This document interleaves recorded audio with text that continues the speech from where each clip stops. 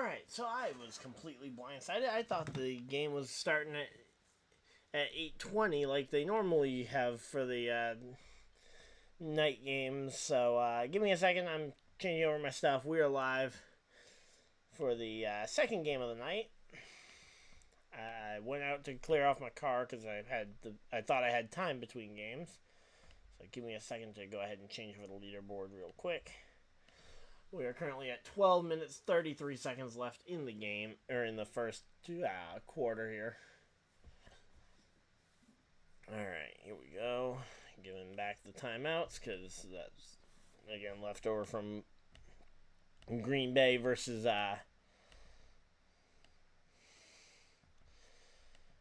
Green Bay versus Cowboys. Same with the score and the quarter number, so just give me a second, guys. But, alright, here we go. Hey, Jonathan, how's it going? Again, I'm apologize for the late start. I did not realize this game wasn't starting at 8:20 like the other Sunday night games have this year on NBC. I figured it's on the same network. I figured it's Sunday night game. I assumed it was starting at the same time Sunday Night Football does. So, who has the ball right now? Okay, that's the Lions offense is out there, so there we go. Alright, yeah, no worries. My main sport that I cover is auto racing, so we got about a month left of football, and then we got auto racing coming back, but feel free to hang out. We'll be talking about the game as it's going on, and yeah, we got snow too. Like, that's what I was doing in between the last game and this game was I went and cleaned off my car to make sure I got my car cover on for tomorrow morning. And wanted to make sure that I don't have to worry about that too much in the morning. So it's 2nd and 2 here from the 10.5-yard line here. Jared Goff takes the snap, finds number 8.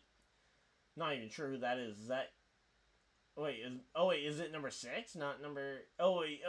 Number 8. Is that Jameson Williams? I do not know the Lions roster. I have not called enough Lions games this year. But here we go. So Lions are in the red zone. 1st and goal here for Jared Goff and the Goffense here from the 2-yard line. Here we go. So 2 yards. I think you just hand it off to Jahmyr Gibbs or David Montgomery and run it in, and it's either going to be close. They're going to have to call it, and it's going to be 2nd and goal. They're calling it short. So that means we're going to have to wait and see. All right, let's see. 9 minutes, 50 seconds remaining. 48, 47. If you guys are trying to sync your the stream up with what you guys are seeing on TV. So 38, 37, 36, 35, 934, 933. Snap taken, and it is into the end zone, and that's going to be touchdown Lions. So first touchdown for the Lions. Let's go. This game is happening in Detroit. It's the first playoff game in Detroit since, I think, 91 is the last time that there was a playoff game in Detroit. So, yeah, it's a pretty big deal for the city of Detroit and the Lions to have won their division for the first time since the 2002. I think 2002 was the last time when they realigned the divisions, if I'm not mistaken. And they got the extra point kick, which is going to make that a 7. But also they're playing against their former quarterback from the last time they even made the playoffs, because last time they made the playoffs was 2012, and Matt Stafford was their quarterback. He's now quarterback of the Rams over on the other sideline here. Yep. I mean, hey, if you want to talk about ridiculous temperatures, imagine playing in last night's Kansas City game where the temperature at kickoff was, I think, negative 23 degrees after you account for the wind chill. That is what you consider crippling cold. Because, yeah. Ain't nobody wanted to play last night.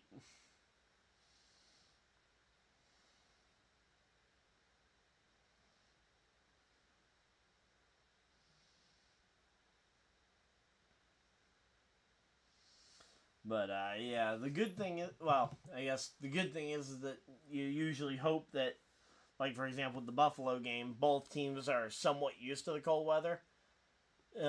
Obviously, the Miami Dolphins, last night in the game against the Kansas City Chiefs, absolutely were decimated by the cold because the Miami players ain't used to the game. Not to mention there were so many stoppages between penalties. I mean, I think if I'm not mistaken, let me see how many flags were actually thrown in that game, but it was a lot of flags being thrown in the let's see, Dolphins Chiefs team stats, penalties. So there was a total of 13 penalties in that game. So 13 times the clock stopped for the officials. Oh yeah, I'm really excited for the Busch Light Clash at the Coliseum. Not sure if you saw, but Machine Gun Kelly was just announced earlier today as one of the artists playing it. I don't really have a big opinion on it, but as long as it brings in fans who might be new NASCAR fans, absolutely a fan of that.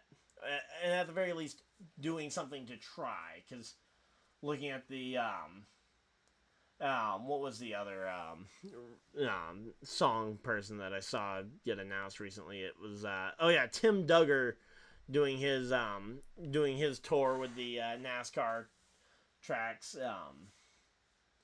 because you have that, you have him, he's playing the pre-race show for like 10 races this year, which is a lot for a guy who the majority of his listeners are the people who would already be at the race anyway. And in my opinion, the whole point of bringing in a musical talent should be trying to attract fans who aren't normally there. And kick is away, and it is going to be a touchback here for the Rams. So the Rams will take over possession of the football at the 25-yard line here, as we see Matt Stafford wearing that number 9, and he is going to be looking for a mix of Puka Nacua and Cooper Kupp here on the catch here. So let's see. Take the snap. And, oh no, they're going to just hand it off to Kyron Williams here up the middle, and they get about 5 yards of offense out of that. Hey, you know what? You got halfway there in one play, so yeah, definitely excited for that. Also looking forward to the Daytona 500 after the Super Bowl. So yeah, I'll probably I don't know what I'm streaming necessarily for games next week. It'll depend on what games end up getting which time slots and stuff. Green Bay versus Niners is kind of interesting. Again, it'll depend on what the other matchups are. If Buffalo, Kansas City ends up happening, I will definitely be doing it. But we'll have to wait and see. And that would be played in Buffalo if that does happen. And there we go. Pass completed there to Puka Nacua. And I believe it's going to be just shy of the first down marker. It's going to be 3rd and inches here.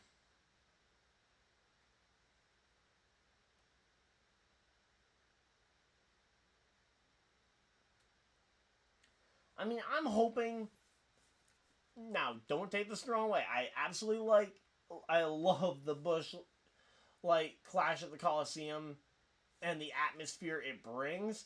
But I'm hoping by 2028, we've expanded to race in potentially another football stadium in a different city and not just going to LA every time. And they're going for a pass play, and it's incompleted to, I believe that was Puka Nacua was the intended receiver there, but there's a flag down in the backfield, then it looks like DPI is going to be the call here, defensive pass interference.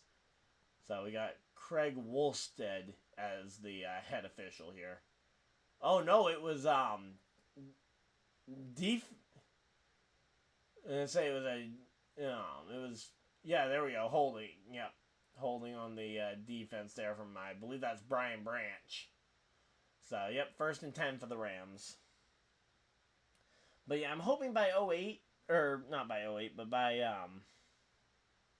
2028, I'm hoping that they've expanded to a different stadium. Or at least potentially have a collection of stadiums to potentially choose between that they've already done this concept at. Because otherwise that could be an issue if they just do the exact same thing every year. So, yeah, I can see that being a problem because the 2028 Olympics are happening there.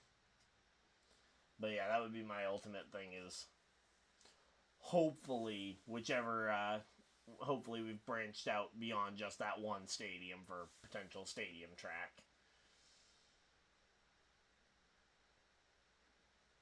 Now, if you're going to ask me what stadium, I have no idea. Maybe, depending on how early the Seahawks get eliminated, we try and maybe see if we can use the Seahawks stadium, although I doubt an active NFL stadium will work compared to a college football stadium.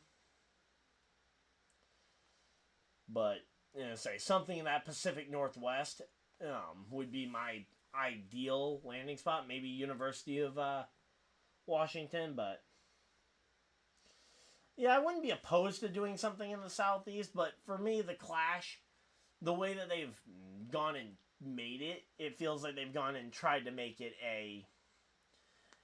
they've tried to make it kind of your big under-the-light spectacle, so unless they renovate Nashville Fairgrounds or North Wilkesboro to have that big game kind of feel, I don't think that will be the ideal spot. Now, in a pinch, one of those would be an absolutely fine replacement, but I'm hoping that they have a better long-term plan rather than trying to come up with something on the fly. But here we go. Let's see. 2nd and 4 here, faking the handoff and throwing it to Puka Nacua, and who gets the first down and more to the 20, to the 15, and goes out of bounds just shy of the 15. And there we go. Puka Nacua inside the 20-yard line gets there, and Jack Campbell, the rookie, ends up being the guy who pushes him out of bounds there. But yeah. Yeah, so I would like to hopefully see that we get the I mean, honestly, if you want just a southeastern kind of NASCAR type venue, honestly, I wouldn't be opposed to a preseason race at Bristol even. But again, it's more about trying to reach out to the fans who aren't in your normal area that you already visit 25 times a year. Because that southeast you hit so often. Oh, and we got a late flag down. Uh-oh, what's the flag for? There was a run up the middle there. From the Rams. And it looks like they're showing Ben Skoranek. Let's see. What's the penalty? Let's see what it's going to be. It's personal foul on Kirby Joseph, the safety there. But yeah, that's kind of my biggest thought about the Clash at the Coliseum. Is that it is meant to be. Oh, yep, Kirby Joseph just kind of throwing Ben Skoranek's head against the ground there, it looks like. So here we go. 1st and goal from the 6-yard line here for the Rams. Stafford in shotgun here. Takes the snap. Looking for the pass immediately. Overthrowing Cooper Kupp. And it's going to be 2nd and goal now. They got 4 minutes, 39 seconds left here in the first quarter. Oh, they got time, but again, it's just kind of the thing where you want to make sure you answer this thing. Oh, wow, this is the only team who hasn't had a turnover in the red zone, so that means no interception and no interceptions, no fumbles, no nothing in the within 20 yards of the end zone here. And again, they're on the 6-yard line here. Stafford back in shotgun here. Takes snap. Not even faking the handoff here. Throws it and just throws it away. Trying to get out of the pressure there. And it's going to be 3rd and goal now.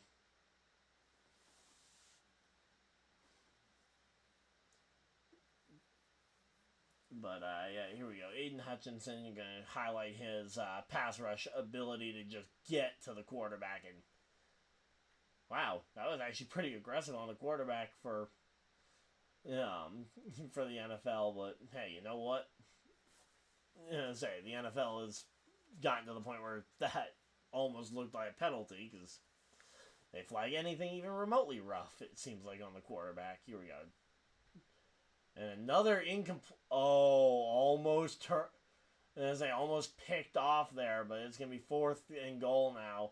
I think at this point you just kick the field goal and take the 3 points. I do not see a reason to try and prolong this by going for the. Because if you go for it here, you turn it over on downs. Granted, you would leave them in pretty bad field position regardless, but I don't know. It just feels like you should have a much better plan than that. And yeah, there we go. The kicker is out there. 28 4-yard field goal attempt should be a chip shot. And yep, there we go. Nice right down the middle. And that's going to be 3 points for the Rams. So the Rams were able to answer with at least something. Able to get on the scoreboard sooner than the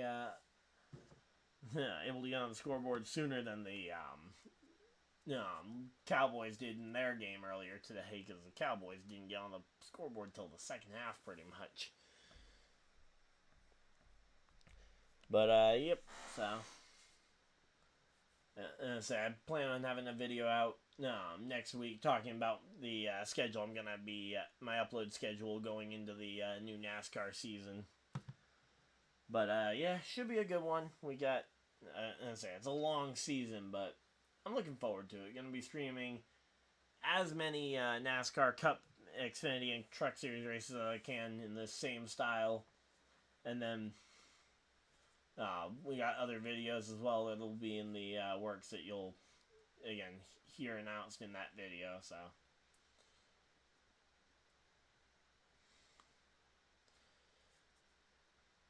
So they got everybody going in. They got commercial. It looked like it was these same two teams going in the locker room, but it was just commercial. All right, so we're settling down. We got ourselves a pretty good game, hopefully, going.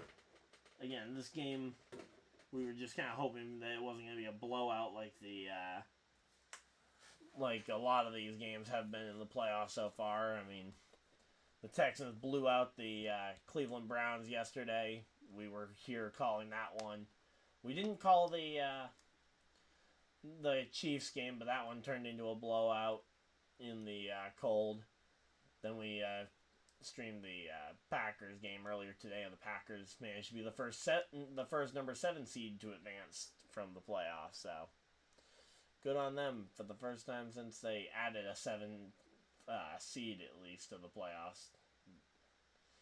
They end up going as the lowest seed into the next round.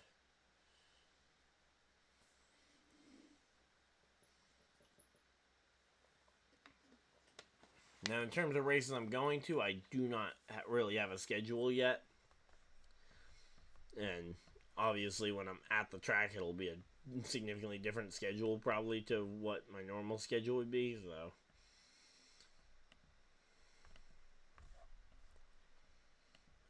new unread message. Okay, let's see. That's nothing new. That was sent at midnight last night. And kick is away, and we have got the ball going back over to Detroit.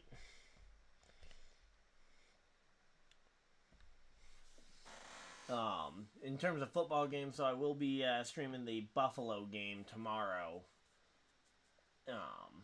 And then I have no intention necessarily of streaming the other game, the Eagles game tomorrow night. their head coach was a 15-year-old kid the last time the Lions won a playoff game. Goff throws the pass here. And number 26 tackled here for a short gain. So it's going to be second down. And so here we go. So the yep, there we go. The 4 teams to never even play in a Super Bowl, and Detroit is the longest tenured one without a Super Bowl at this point, or without a Super Bowl appearance. But yeah, again, I'll be doing at least one, if not more, of the games from the next weekend. And there we go. We got a first down from Jameson Williams. And we got a flag down. Uh-oh, what's the flag for? That could potentially be bringing this one back.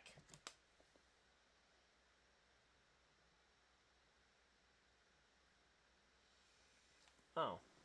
Alright, so apparently if I refresh my computer, because my phone is showing me a new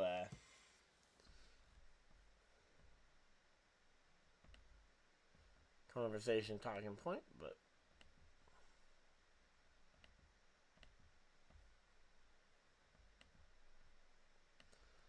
not seeing the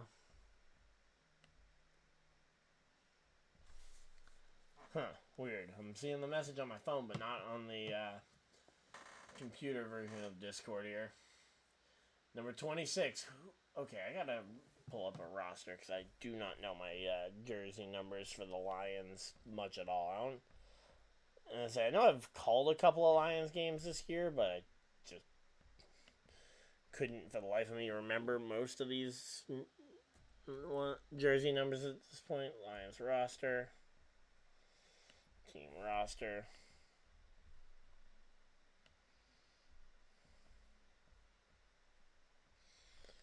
And let's pull up Rams roster. Alright, so here we go. 1st and 10 for the Lions. A pitch to number 26. I believe that might be Jahmyr Gibbs there, and another flag coming in.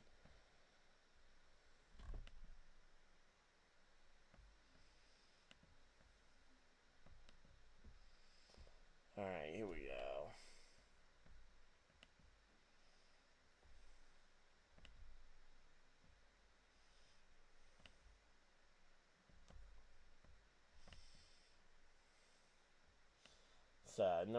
David Montgomery's number 5, so I'm assuming Jahmyr Gibbs is the other running back wearing number 26. Yep, Jahmyr Gibbs, okay. No idea if it's any relation to Joe Gibbs, by the way, in case you're wondering on that one. Alright, here we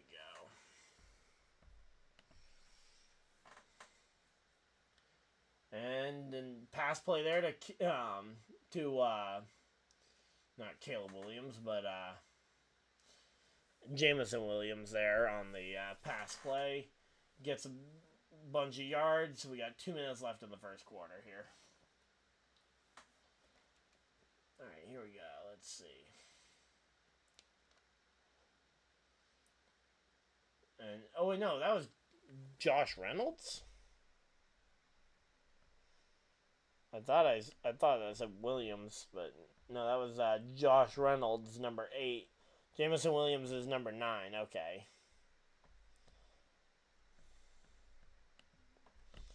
So, and there we go. Touchdown, Gibbs. Gibbs gets the touchdown, and that's going to be another touchdown for the Lions. That's going to be 13 points now on the board for them.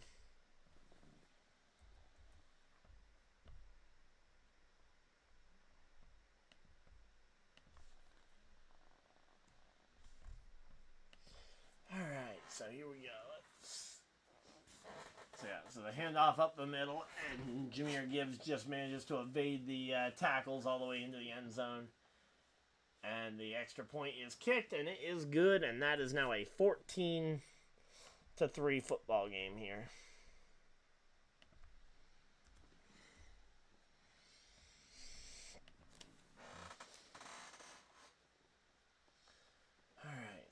14-3 is the score now. And we're closing in on the end of the first quarter here. Making some good progress here.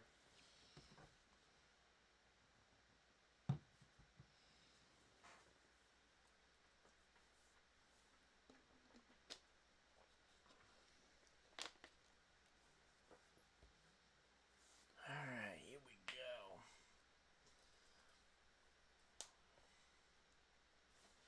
So yeah, right now it looks like the Lions are in position to just turn this game into another one of the many blowouts we've seen tonight.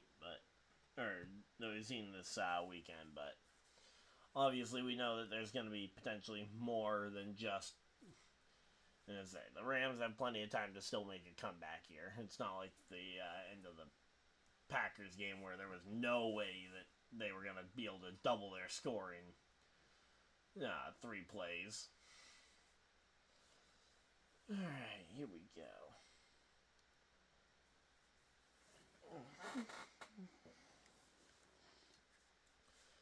So yeah, and again, as per usual, during halftime, we'll be turning on the switch and playing a match of Pokemon while we're waiting for halftime. Also, I'm going to really quickly try and, once we get back from commercial break, I might try and see which, actually, I'm going to just pull it up on my phone and see if, which platform is going to be quicker.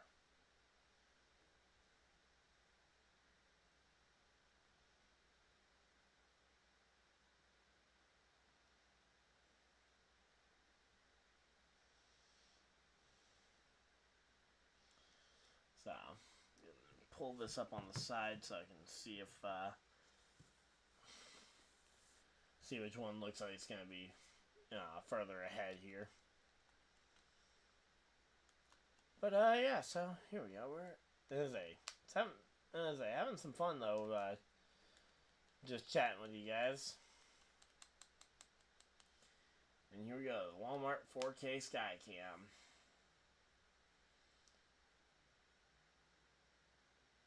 Alright, looks like this one might be a little bit further ahead, so I'm going to go ahead and try it real quick again. Hopefully we won't miss any plays. It's the kickoff anyway. So the ball is being kicked over to the Rams. And there we go.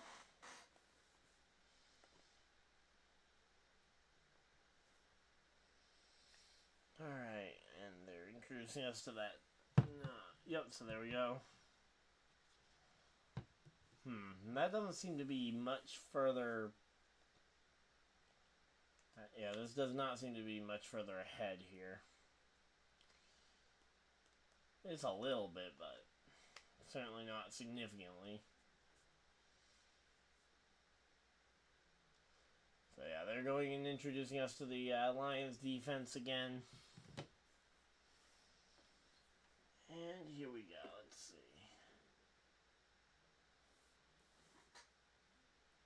Alright, here we go. The LA Rams, now they got to try and answer the touchdown by Detroit.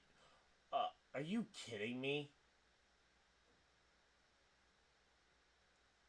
Matt Stafford just slipped, fell on his butt, and got touched and was down by contact there.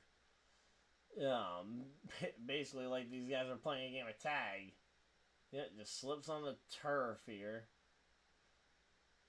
And I say, luckily it doesn't look like he hurt his ankle or anything too badly. A little bit of a grimace there, but again, hopefully he can make it up for it. But losing 9 yards like that is not a good thing here.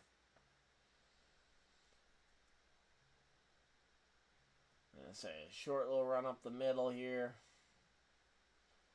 for Kyron Williams. Jared Goff hopping on the iPad here with the quarterback's coach, trying to figure out what to potentially do to try and score again. But here we go. Let's see. Aiden Hutchinson out there. He leads the team in every notable category for defense here. And now it's 3rd and 16. There's absolutely no way that this is not a pass play here, right? I mean, you're not going to run 16 yards. I mean, the average is about 5 to 6 yards is pretty impressive for a running back. And yeah, there we go. And finds, oh, there we go. He found, who is that? Number 15. Not even sure who that is.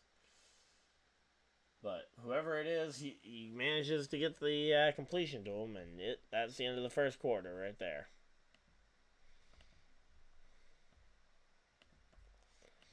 So, second quarter on deck. And here we go. So, second quarter is up. And we will hopefully be having a pretty good time here. Alright, I'm going to pull up the... Gonna pull up the actual NASCAR schedule, see if there's anything I can pull from it. Since we've been talking a lot of NASCAR here. Also, we are now 15 subscribers away from 2,500. Let's go.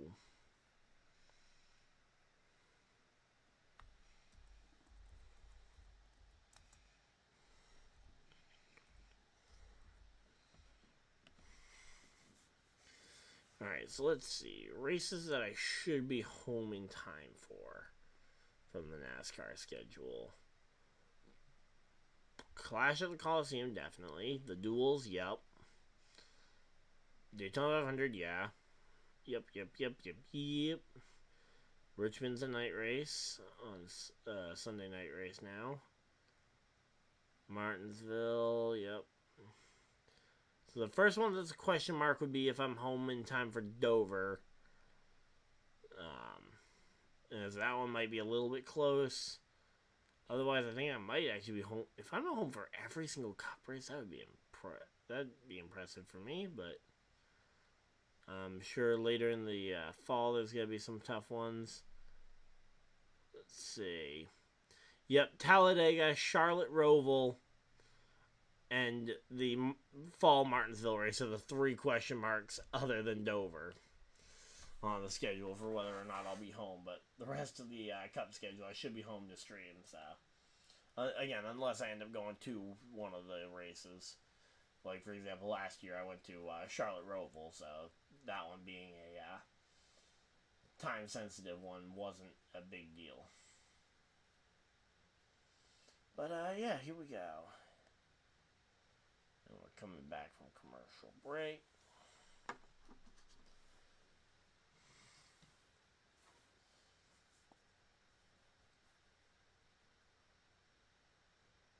And here we are, let's see.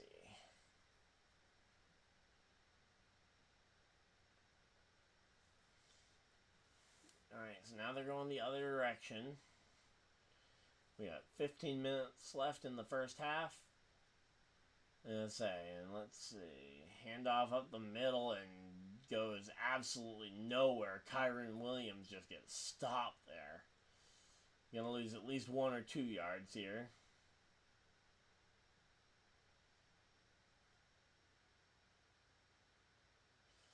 But, yeah, here we go.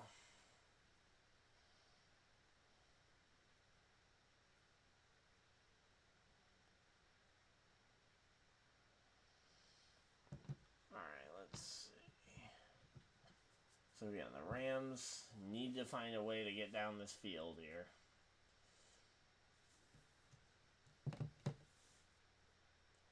Dropping back, looking, firing, and it's going to be completed to Puka Nacua for a decent gain, but it's going to be 3rd and short here. So 3rd down and short typically leads to a pass play, if I'm not mistaken, for what we're going to end up seeing here. Alright, here we go. So, Puka Nacua, 1 yard. Yep, 1 yard shy. So, 3rd and 1 here.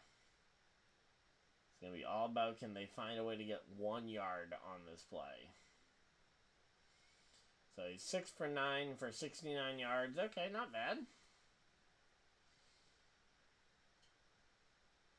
There we go. Stafford drops back, fires it deep to Puka Nacua, to the 10, to the 5. Touchdown, Rams. Let's go. And the Rams get a big score here. And that's going to be touchdown, Rams. Let's go. And that will be 9 points there. And we'll potentially go to 10 points here. We'll have to wait and see what they end up doing in terms of the kick, but I'm assuming it'll be an extra point attempt.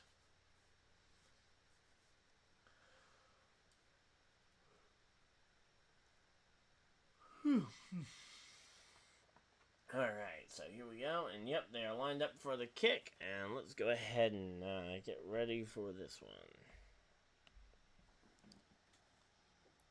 And yep, there we go. The kick is good and right down the middle. And here we go.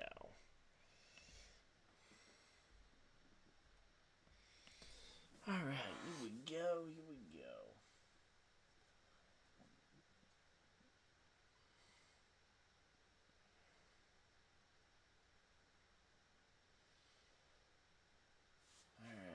And then they got a commercial break after that, so they'll be kicking it back to the Detroit Lions here. Alright,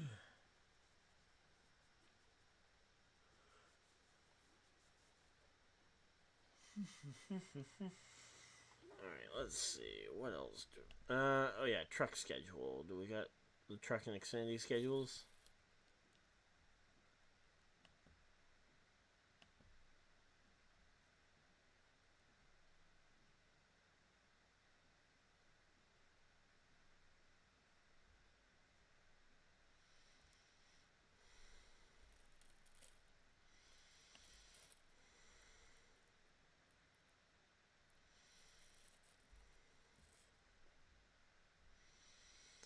Alright, here we go. Let's see.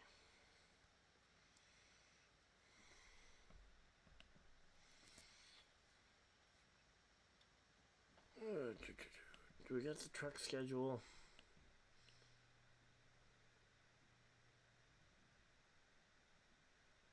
Oh, there we go. So, Xfinity schedule first. Let's see.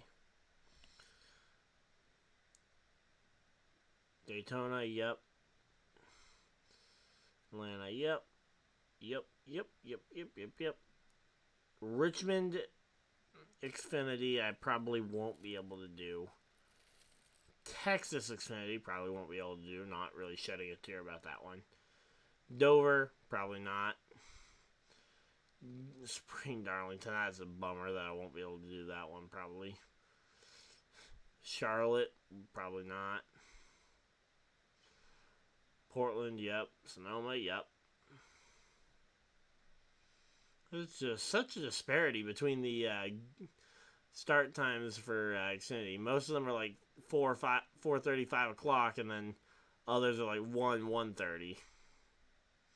But looks like there's just a few races in the spring I won't be able to do for the Xfinity series. So, yeah, I'm actually looking forward to that. So they're showing, showing that crossover, the biggest storyline from this game. Showing Stafford on the Rams and Goff now on the Lions, and showing them a few years ago before the trade where Goff was a Ram and Stafford was a Lion. Yeah, and talking about that trade where they traded pretty much all their draft capital for years to go. And, yep, turned into a lot of great players that Goff wasn't able to build himself a great team here. Handoff up the middle to, who is that? Number 5. That's the running back that's been there. David Montgomery.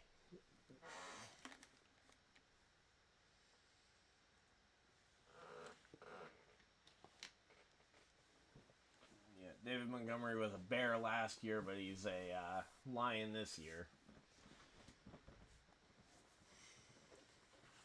Here we go. Handoff up the middle to, again, I'm assuming that's another David Montgomery carry there. But, yeah, they're pulling everybody off of the pile, and here we go.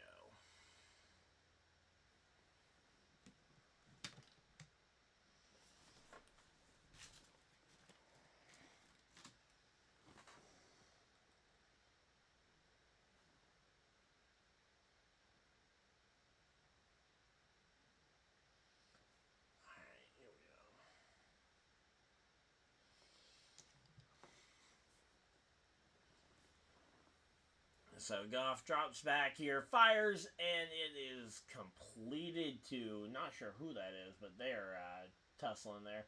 Oh, that was Jameson Williams there. Okay, Jameson Williams, number 9. There we go.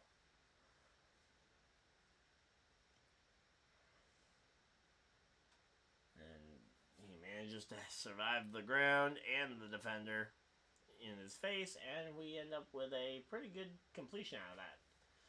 1st and 10, and oh yeah, I forgot to move the ball over with the kick when that happened.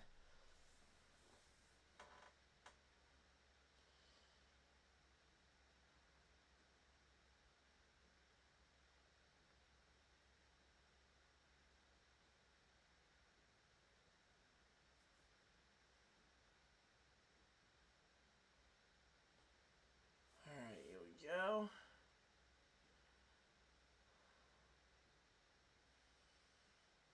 So 2nd and 10 here for the Lions. So they take the snap, looking, fires, and finding. Oh, that was a significant hit there. Number 8, that's Josh Reynolds there. He getting hit. Now you got 11 minutes, 20 seconds left in the first half. So we're actually making decent progress through here. Alright, welcome everybody to LiveStream. Hopefully you guys are enjoying it. If you guys are, of course, hit the like button and subscribe if you guys are new so you guys don't miss any future videos or live streams. I'm going to say, currently 3rd and 5 here for the Detroit Lions here, trying to make something out of this against the Rams. And completed to Amon-Ra St. Brown, and he gets a few extra yards there. Brought it down at about the 26, 27 yard line here for Detroit.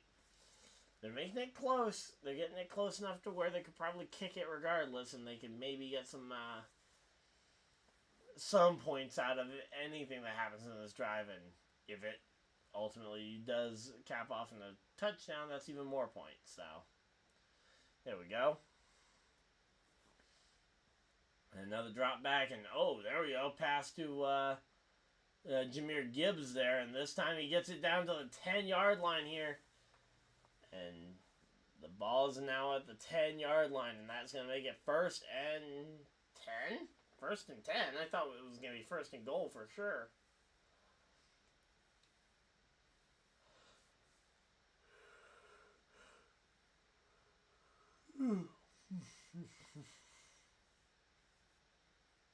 Yep. So here we go. We actually have a decent turnout though so far for the Lions-Rams game. So thank you guys for everybody that has turned up here. And we got everybody pointing at each other, which means somebody thinks it was offsides and somebody else thinks it was a false start already. So these are some of the fun arguments that the teams always argue about, because nobody will admit they're wrong there. And neutral zone infraction for Aaron Donald on the defense. So that's going to be giving Detroit even more yardage there and basically get them pretty close to a first down and a touchdown more so.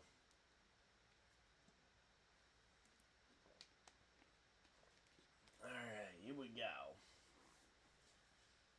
Let's see, they got, 4 yards. 1st and 4 here. Hand off up the middle to David Montgomery and goes nowhere. He gets stopped almost immediately. Let's see what else is going to be happening here. We got 909, 908, 07, and then they go and hide the clock from me.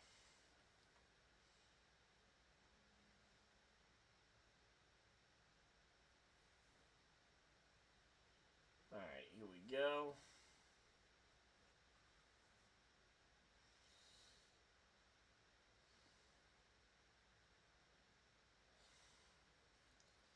Another run up the middle. I didn't even really see the handoff originally happen, but I'm assuming it did. Yep, there we go. David Montgomery comes up from the pile. And it's now 3rd down Detroit. I'm assuming we see a pass play here. Because you need to get at least 3 yards here.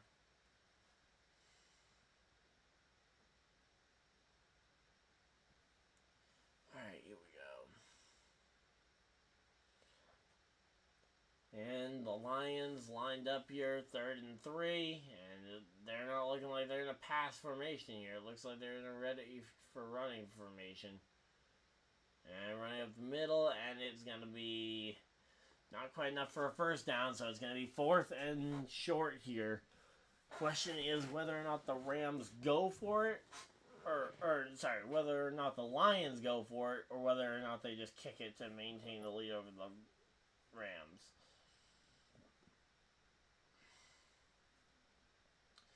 Alright, so here we go. Dan Skipper goes into the game, and yep, looks like the recommendation is to go for the 4th down conversion. It is only a 4th and 1 here, so they could very easily just, tush push it, but no, it looks like their intention is to actually run a play here.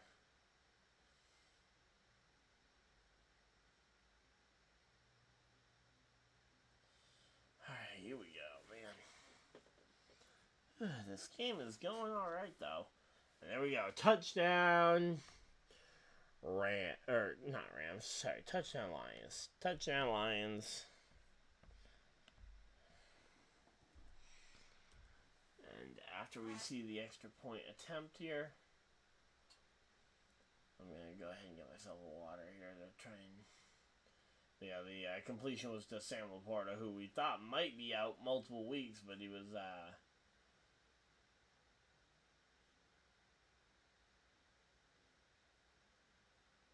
Alright, there we go. There's the kick, and it is good, so... Alright, again, I'm going to go grab a water real quick, and I'll be right back, guys. As they're going to go to commercial break anyway, so...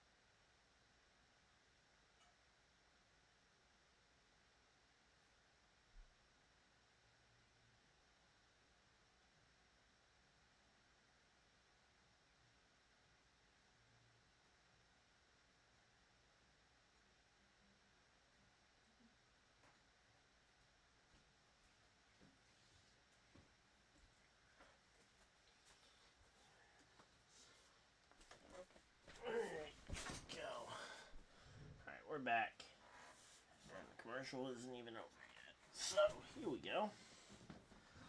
Alright, let's keep looking through this NASCAR schedule and see what there are for truck races I'll be able to do.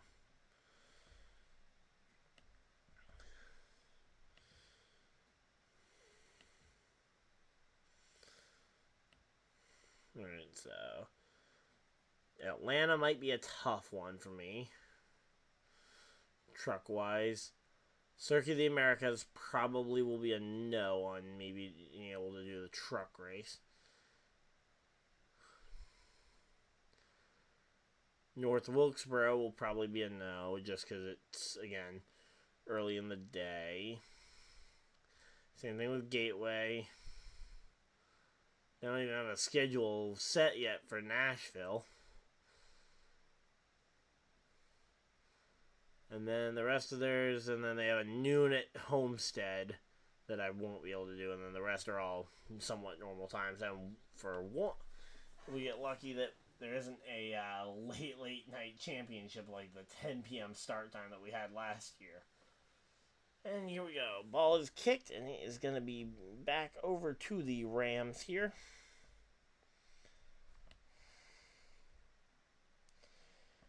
And the Rams are going to be attempting to try and, say if they win this game, then we'll be playing the winner of, whoever wins this game will be playing the winner of Philly versus Bucks on Monday night. And whoever wins, and then the Steelers game is a much more interesting game when it comes to potential for who ends up playing who. Because if the Steelers win, they play the Ravens. If not, if the Buffalo wins, it'll be Houston playing the Ravens. And there we go, big pass play to Puka Nacua, and man, that took like every defender in the world to just kind of treat him like a parent with a young kid. Just hang on to his ankle and hope he eventually will not be able to keep running around doing what he needs to do. But here we go. Let's see. And he had, 2 defenders on him there, and then he manages to weave away. Puka Nacua is impressive, that is for sure. But let's see. Stafford's trying to get everybody in their head here, and let's see. Drops back, looking for the pass. Fires deep down the field, and misses number 89, but we see a flag fly in. Not sure if that's incomplete pat, or if that's going to be DPI or what. Have to wait and see.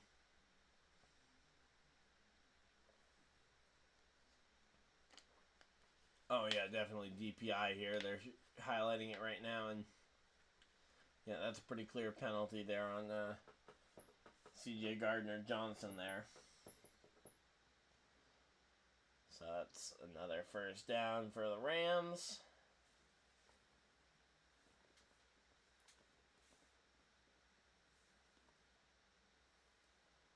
Alright, so the Rams have had 2 penalties for decent yardage here.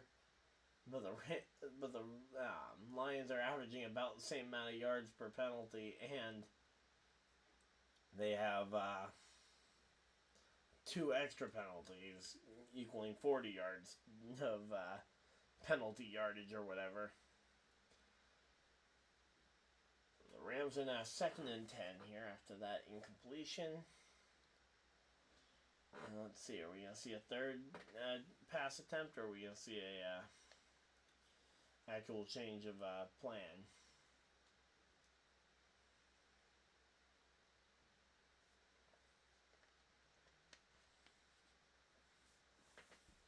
Alright, here we go. Dropping back and fires a really quick pass there to Ben Skoranek there. So the Rams actually not doing terrible, but it's 3rd down now, and you gotta do something on 3rd down.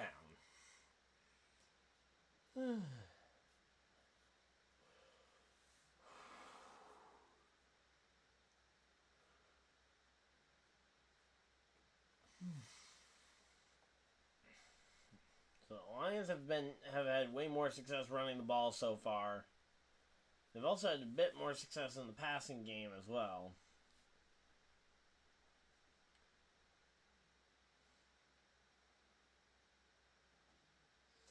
Alright, here we go. Deep pass down the side, and it's incomplete to number 15. And there we go. Let's see.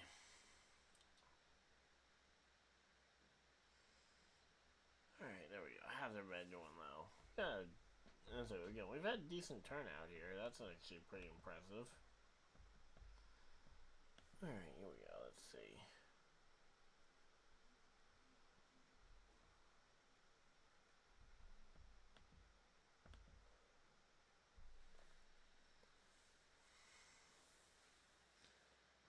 Alright, here we go. Oh, and I got something in my eye.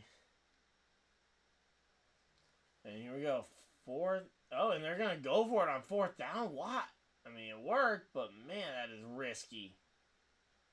4th and 5 there. And it gets completed, so I guess the Rams are doing something right.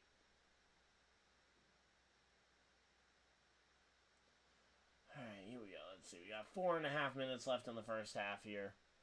This first half is definitely not going by as fast as some of the other ones we've had tonight. The one we had earlier tonight, or even the other ones earlier in the game, or earlier in the weekend. Right, let's see.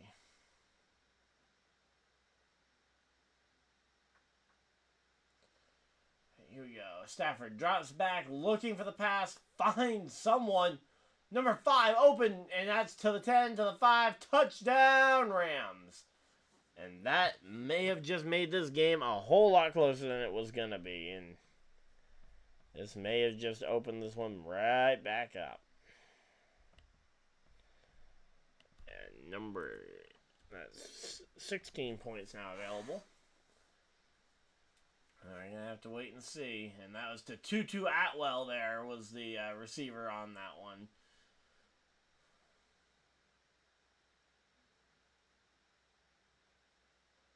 Alright, there we go.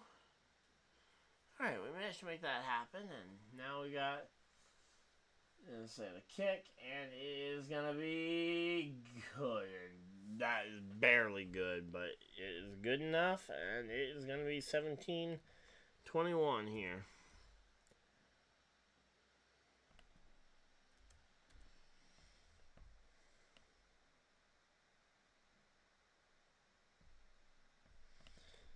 Alright, here we go.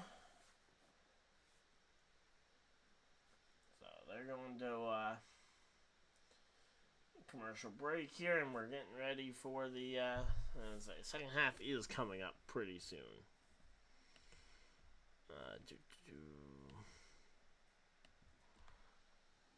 ARCA schedule? Let's see what the ARCA schedule 2024 is.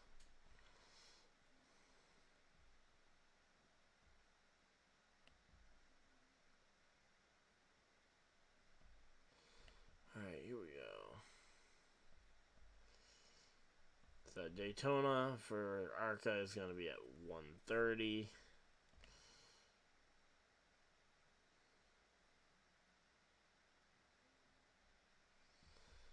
Alright, here we go. It's just looking through the schedule real quick, even though realistically the only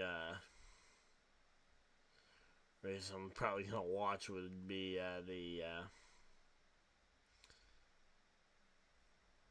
the race at Daytona because of SVG being in it. But here we go. So again, we're only 15 subscribers away actually from that big 2,500 number.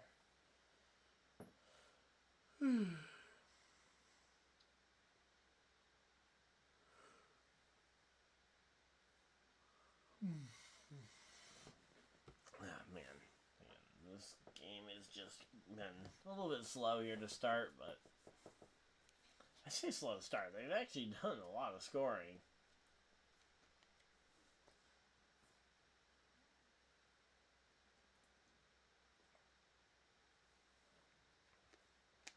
Alright, here we go.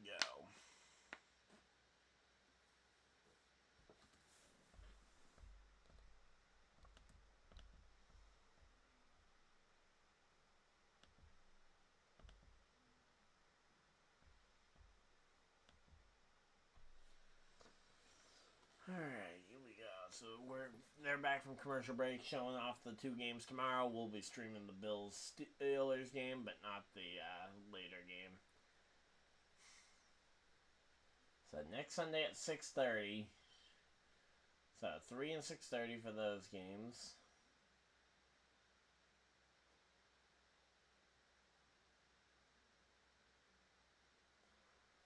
Alright, so doing the QB comparison here. So they both have attempted 15 passes. Goff has completed 14 of them, while Matt Stafford's only completed 11 of them. Although Stafford's gotten more yards per attempt here, and obviously Stafford's thrown for 2 touchdowns. Meanwhile, Goff has had his running backs end up running for touchdowns to mix them in. And here we go, another handoff. Here we go. Jahmyr Gibbs runs it up the side, and that's going to be a first down and a little bit more. It's always the big thing whenever Jahmyr Gibbs gets the ball is Is he going to get the first down? Is he going to get a little bit more?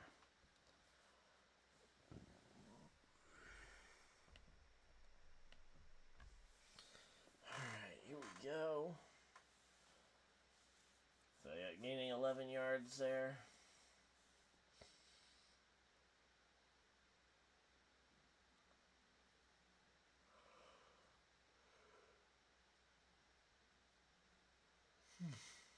Alright, here we go. Takes snap, evading pressure, and just tries to... Oh, and just fumbles it away, and the tight end just lets it get taken down. Just lets himself get down there. And let's see. Second down.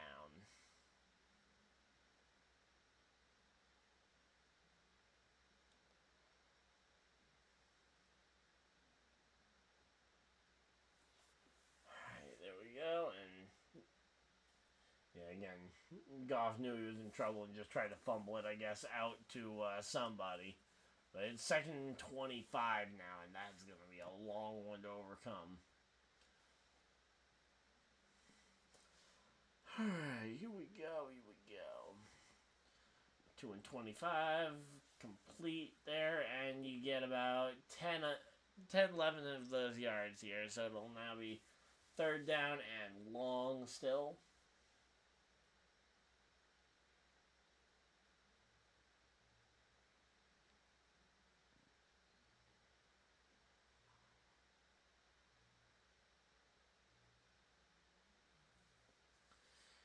Here we go. 3rd and 15 for the Lions.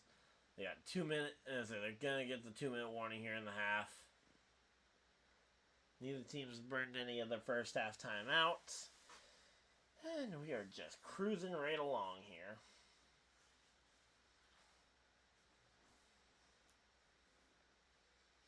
So they're going to commercial break. I'm going to go use the bathroom real quick. And I will be right back.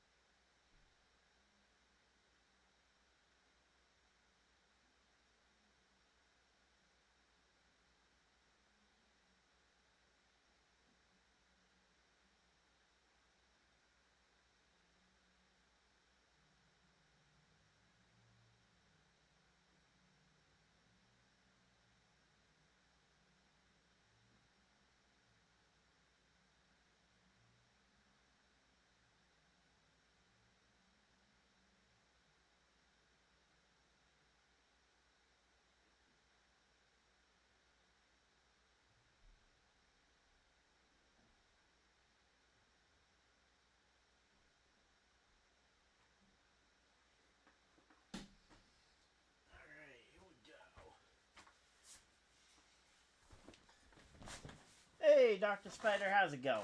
There we go. We're back from... we're still in commercial break. I just went to use the bathroom real quick. Oh, JP's live too? What's JP streaming? I'm going to go take a peek, see what he's up. Let's go see what he's live streaming. I'm assuming he's doing a race. He's doing a league race or something. Or is he doing this game too? If so...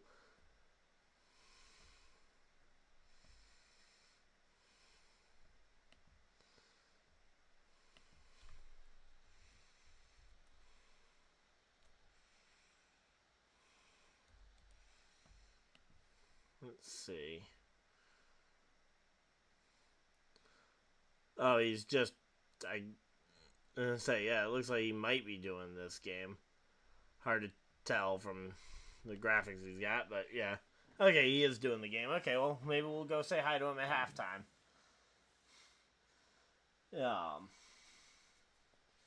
As we're getting ready for halftime, maybe we'll go say hi to him. But here we go. We're coming back from the 2-minute warning. No coaches challenges allowed in the final 2 minutes here. Goff takes snap, fires deep, and finds Amon-Ra St. Brown before Amon-Ra St. before St. Brown steps out of bounds there and stops the clock. Minute 54 on the clock here. All right. Yeah, he asked me if I wanted to do the game with him, and I just didn't have time to get graphics together to do it on short notice. But, yep. So, here we go. Minute 54 left in the second quarter here. Goff takes the snap, hands it off to Jahmyr Gibbs, who runs right out of bounds for no gain here.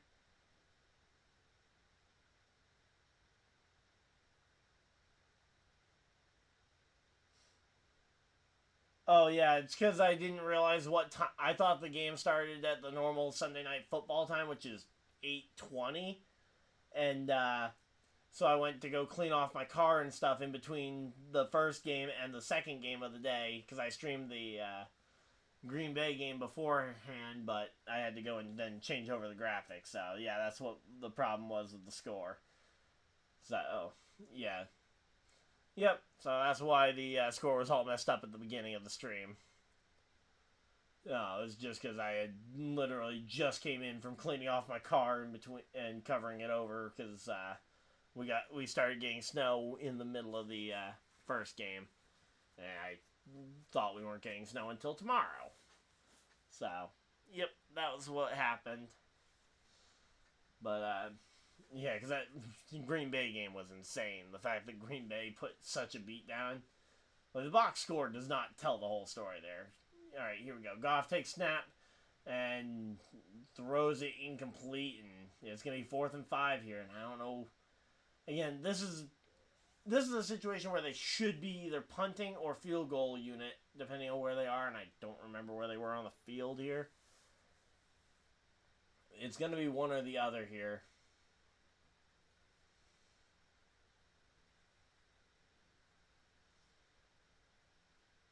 So, let's see. Recommendation is to go for it? Why is the recommendation to go for it? It's 4th and 5. I mean, I guess it's too far to kick it, and you don't really want to punt it here. No, I didn't watch the KC game. I was taking part in a Pokemon tournament during that game. I kept up with some of it. I kept up with, like, watching the score and stuff, and I kind of just tuned in at times, but for the most part, I didn't really care too much. And false start on Decker here, and that's gonna set the Rams back even further. And now the recommendation is definitely not to go for it here. Oh, and we've got so they are gonna be punting it away here. All right, so let's see. Yeah, I mean, the Ram jumped the line first. I don't know why they called it on the... Yeah, it should have been a neutral zone infraction. That's just the wrong call. The Lions getting another unfair call late in the game on Decker. Like, that's the same guy that they called the 2-point conversion play on earlier. Yeah, and I have Peacock. That's actually what I'm watching on right now. But yeah, that's how I kept up with the game too. As I poked into Tom's stream too. For once in a while there, when I was in between games and during my bye round, because we had an odd number of people. And now we got a flag. What's the flag for here? Is he going to be roughing the punter?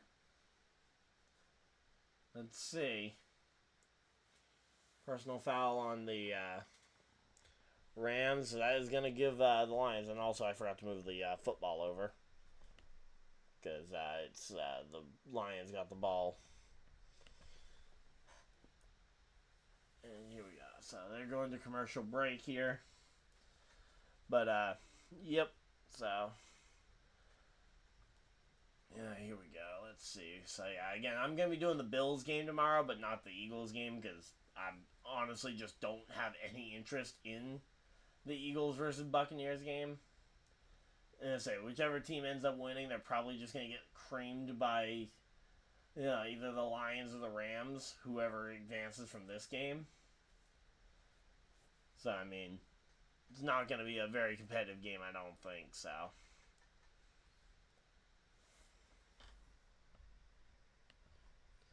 Let's see. So, yeah, he's up to, JP's up to 150 subscribers. He's doing pretty well for himself. But, yeah, hopefully we can go ahead and give him a little bit of a viewership boost as well at halftime. Go and just poke in, say hi. And, yeah, we'll go ahead and do that. But, here we go. Let's see.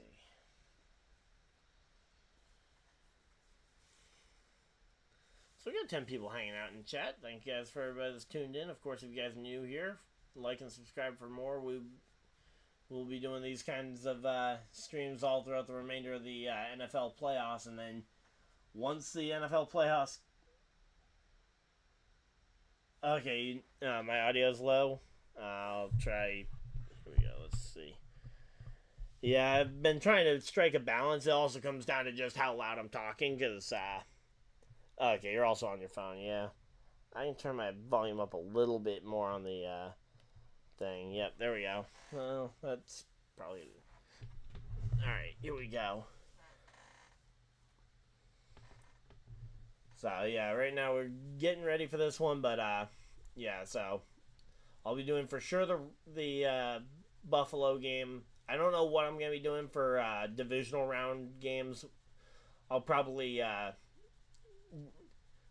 probably definitely make sure I mention at least one game for during the Bills game. I'm thinking I might at least do the Green Bay game, assuming it's at a decent time slot. But yeah, it'll kind of just come down to which games get which slots here. And now we got, we're back, and Rams have the. Oh wait, Rams have the ball. Okay, so whatever the penalty was, it didn't go. Oh, all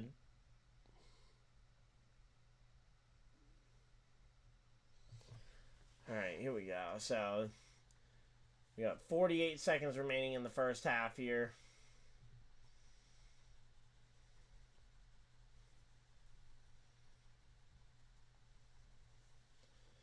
So here we go. 36, 35, 34. Just counting down the end of this game here. Or not the end of the game, but the end of the first half here. And let's see. Rams going to take the snap and going to at least try and dive bomb it down the field. We're going to see a Hail Mary like what we saw in the New Year's Eve, or not the New Year's Eve, but the Black Friday game. Oh, they're going to try something here. And they got time. They have timeouts. They have not used a single timeout, so we could see it here. Come on, Rams. Use a timeout. You have all three available to you. Nope, they're just going to go to halftime, so. Rams do receive it after half, so. Yep, I'm going to go ahead and I'm going to drop the link, and we're going to go ahead and read JP. So, figure it'll be a fun little thing for us to do. Go ahead and do it. So I'm going to go ahead and drop the link in chat. Go ahead and we'll go ahead and spam the hashtag Ryan Raid and see how it goes. So, first time I've actually done any actual raid on here, so right there. There's the link, and we'll go ahead and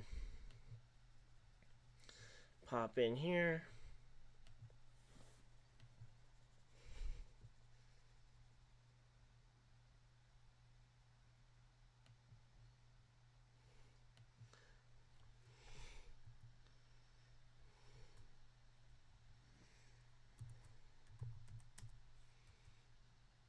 Oh, I'm on my... Why am I on my gaming profile there? And he's not even there. Well, I guess we get a chair raid. Well, he'll see the boost of viewers when he gets back, probably. Not sure where he went.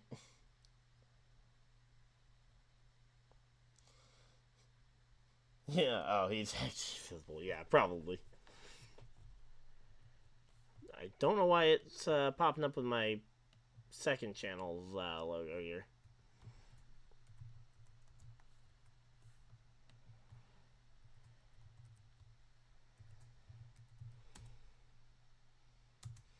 Yeah, not sure why it's showing up as my gaming channel, not my main channel. I'm signed in as my main channel. But for whatever reason, it's showing up as my gaming channel there. But, yep, so I guess we just got the chair.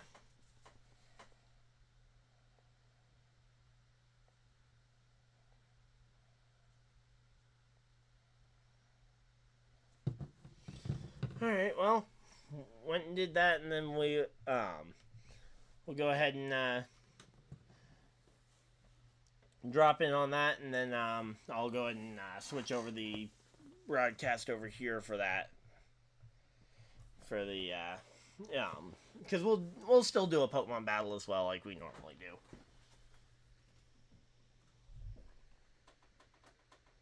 There we go. But I'll keep an eye over on that one, see if he when he comes back.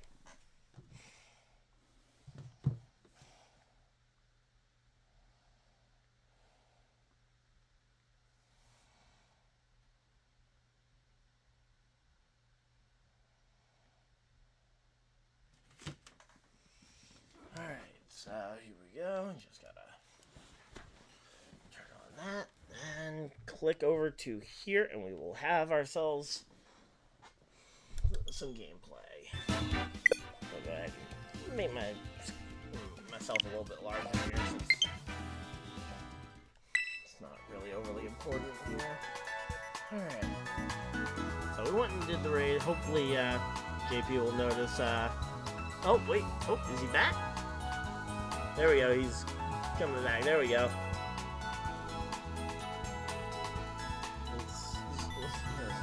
My earbuds around so I can listen to what he's saying.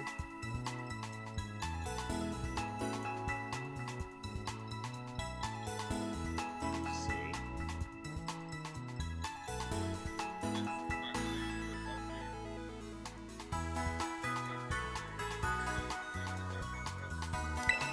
Yep, there we go. Went and raided my buddy JP, and now we'll go and do a Pokemon battle while we wait for halftime. The game on my phone as I normally do, so I'll try and one. So there we go. We did that raid, and here we go.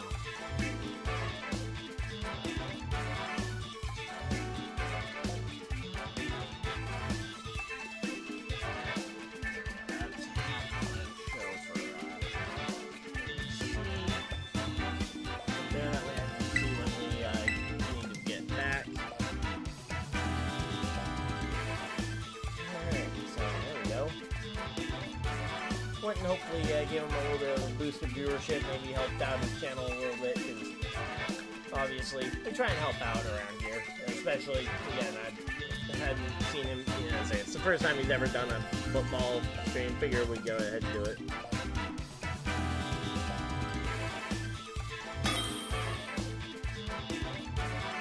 But yeah, so figure we'll go ahead and do that as a little boost for him, hopefully. At the very least, it should help him in the algorithm, if nothing else. What do we see? I do not know what this person is.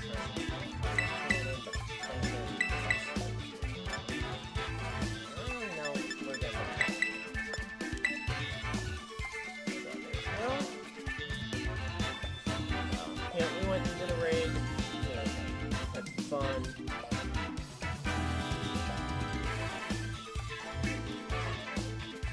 Now, I will say I love the fact that this game's a lot closer and feels within range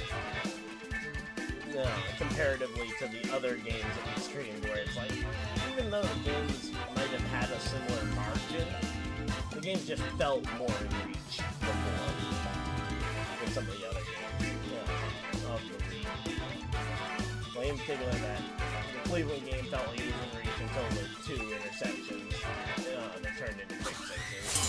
Then the Cowboy game felt somewhat close, obviously the biggest thing being the 2 Well, what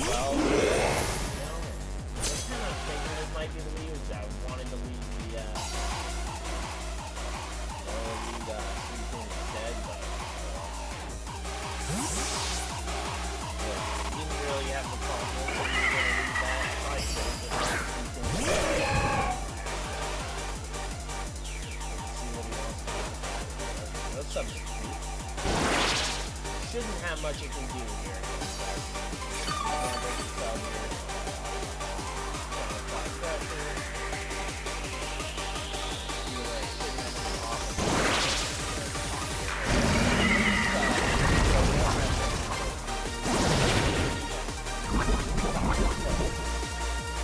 Also, activating in the first game was pretty good.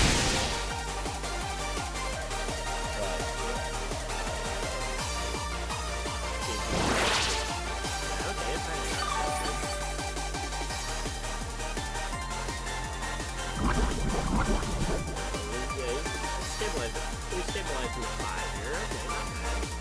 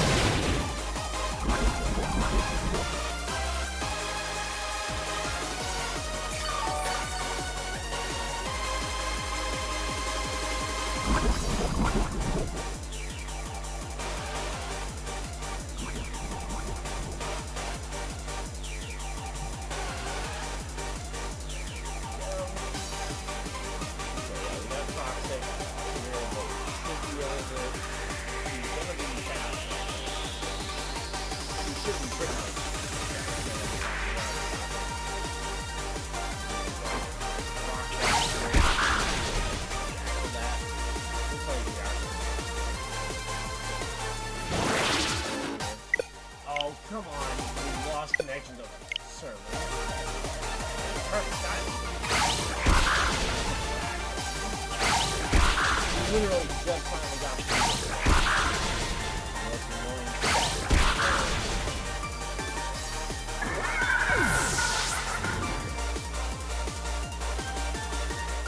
and yep, there we go. We lost connection to the game, to the internet. Or the game. And we lose the game. Even though I had a way around the loss. Alright, so they can go back to the commercial break. Over.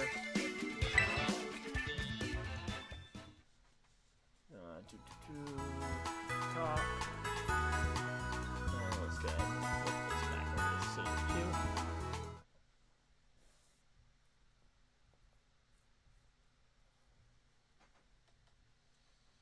2. Alright, here we go. So, talking with Dan Campbell there about leading at halftime. Not sure that's necessarily the most productive conversation to have with him, but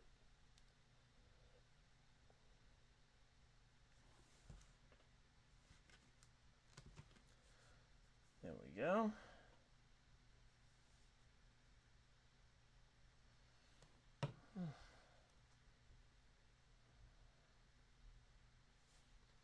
Alright, there we go. We're back. We got the thing up, and we're pretty much caught up with where my phone is, so I think we're as far ahead as we possibly can be in terms of between the two apps that I have to watch the game on. Alright, so we're back, and here we go. So 14:30 left on the clock and ticking. Rams have the ball. And they're at the 39-yard line. And Stafford just does not seem sure on his feet there. And intercepted by a Lion on the sideline. I mean, it's not technically an interception, but the ball was caught by a Lions receiver, not a Rams receiver, which is funny.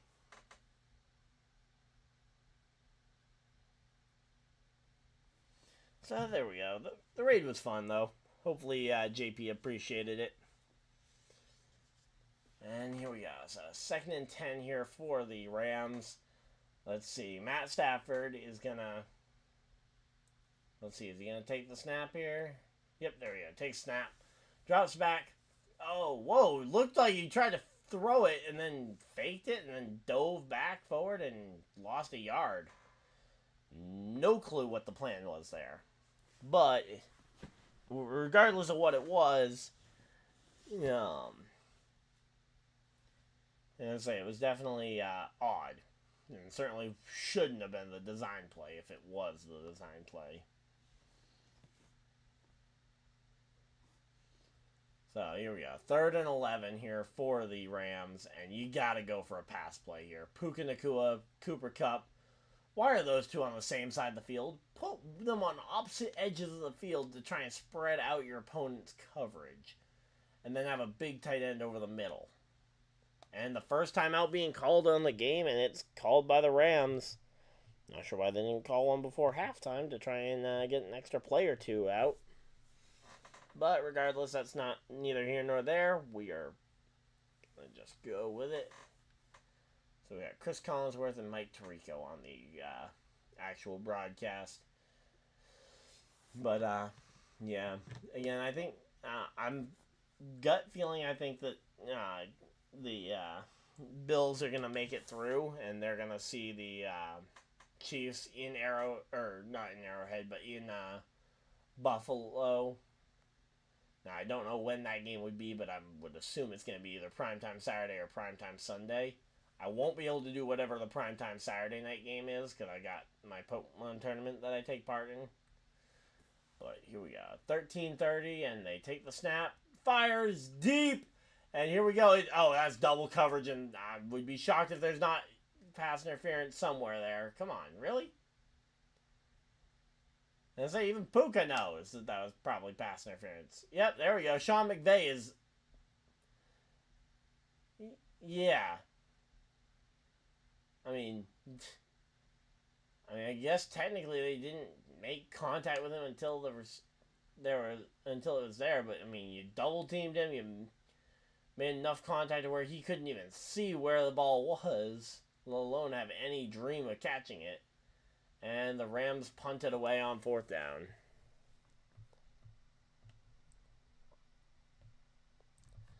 Alright, well, I got absolutely no idea what they're doing there, so let's go ahead and see what happens. So the wild card matchup is underway there.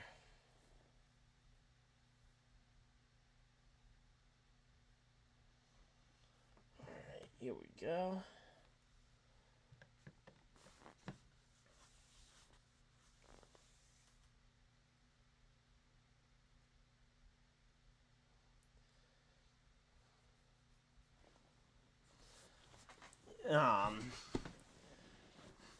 Yeah, so JP has cerebral palsy, so it makes it harder for him to both, when it comes to physically moving around, as well as mentally engaging in conversations, and in particular, keeping a consistent train of speech. It becomes hard to understand. Some of us call it JP-lish when it comes to trying to understand it, but yeah, so it's cerebral palsy is what it is, so. Yep. So, here we go.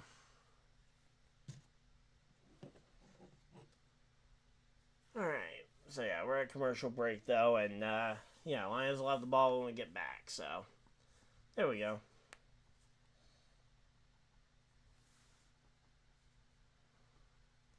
But yeah, I don't mind talking about it because disability should not be talked about it shouldn't be treated as a hush hush, you don't talk about it type of thing, because everybody deals with stuff, and as for the most part, it shouldn't change how people see another person. So, yep, I have no problem talking about it, and I'm assuming that JP doesn't mind me mentioning it, but yep.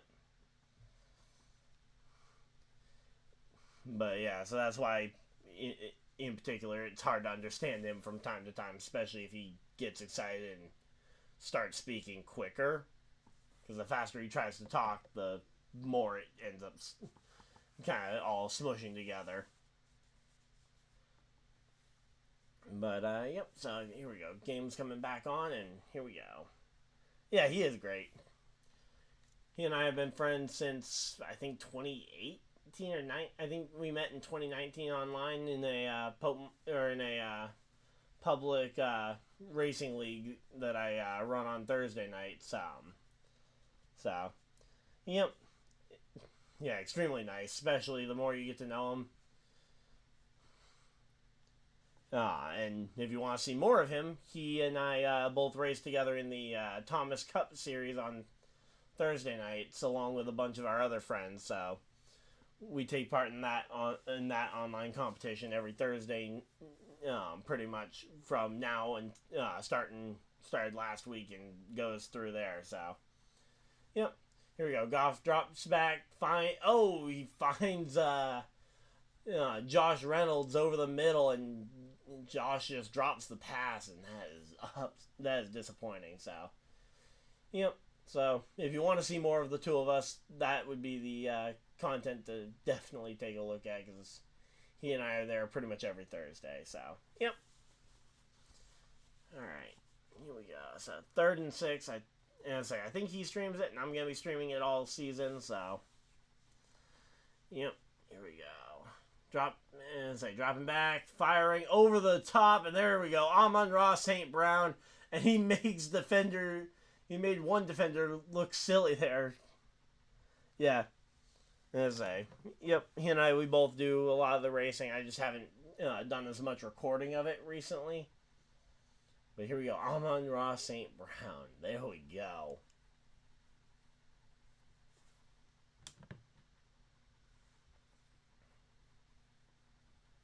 And there we go. If you're going to beat him, as I was reading through some of what the actual broadcast is saying, trying to see if there's anything in there that they might be getting from their earpiece that I'm not able to just see. But no, nothing I can see. And there we go. Jahmyr Gibbs runs for about 2 yards there on the carry and goes out of bounds. So here we go. Let's see. So again, this game is still very much winnable. And as if I'm not mistaken, the score difference is what? 4 points? So, I mean, literally, if the Rams can just get a stop here and get the touchdown, they win. So this game is very much doable, that's for sure. I mean, let's say, full disclosure, the racing game that he and I both play is, I think, like $5 at this point, because it's like a 3-year-old game, and we're stuck with it until, with it plus the like $10 DLC until until the 2025 game comes out, whenever that is, and that's assuming it doesn't get delayed. But yeah, the Lions do need this bad, because I mean although honestly I would say this is a win. This season is a win no matter what. Similar to what Grossi said about the Packers, how they're playing with house money. The Lions basically are doing the same thing. I mean, yeah, there's a little bit more expectation because of the great regular season they had. But, I mean, no one necessarily was anticipating them going out and being a Super Bowl contender this year. Better, yes. Winning the division, I think a lot of people were kind of expecting that, but being able to actually put up a similar record to the Cowboys and Eagles, that was well above and beyond. And there we go. Loss of 5 yards, by the way, on that last run attempt for Jahmyr Gibbs. And Goff gets tackled in the backfield, and that's a sack. And that's going to be a loss of even more yards, and it's going to have to be a deep pass here. And say, Sean McVay, though, 3rd and 21 here. Let's go.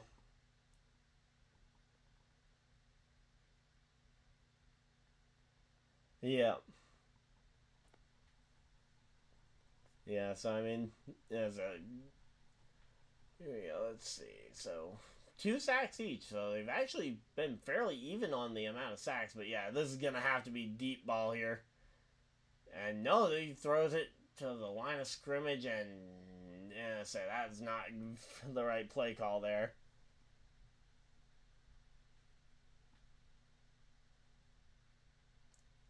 I just don't know if the Ravens, or not the Ravens, I don't know if the Lions, we will need to see them, because I mean, they're doing okay in this game. I just question what they're going to end up looking like when they go to play, say, well, not the Cowboys, but when they go to play, say, the 49ers or even the Packers, honestly. I mean, I think, again, they could definitely put up a good number against the Packers.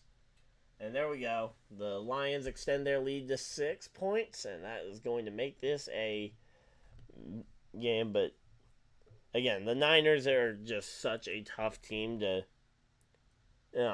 beat, that it is going to, for whichever team ends up getting to that, to the NFC championship game, it's either going to be Niners or Packers. And if the Packers get there, they will have overcome so much to get there that they will be playing on pretty much pure adrenaline at that point. To the point where I feel like they could end up going all the way to the Super Bowl. And if the Niners get there, which I think is the much more likely situation, the Niners are just a very solid team. And as long as they don't sustain any serious injuries in the Packer game, I think they're going to be a very hard team to beat in the division, in the AFC, or in the NFC Championship game. So that's just kind of my opinion on it.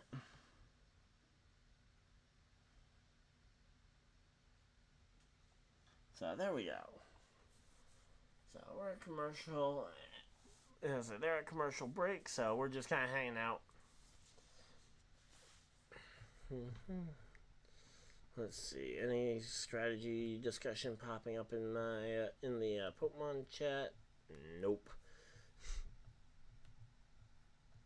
I'm going to say, we're still sitting just 15 subscribers shy of 2,500. Again, hoping to try and hit that 2,500 number by the time we get to the Clash to start the NASCAR season here. Alright, so there we go. Go ahead and boom. Alright, so there we go. Just double checking everything.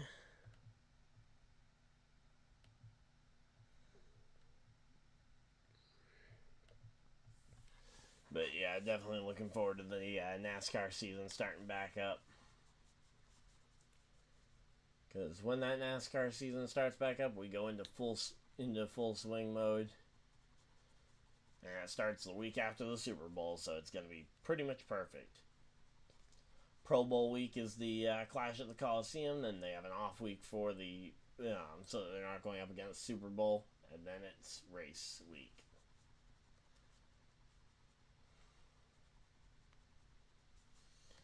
So here we go.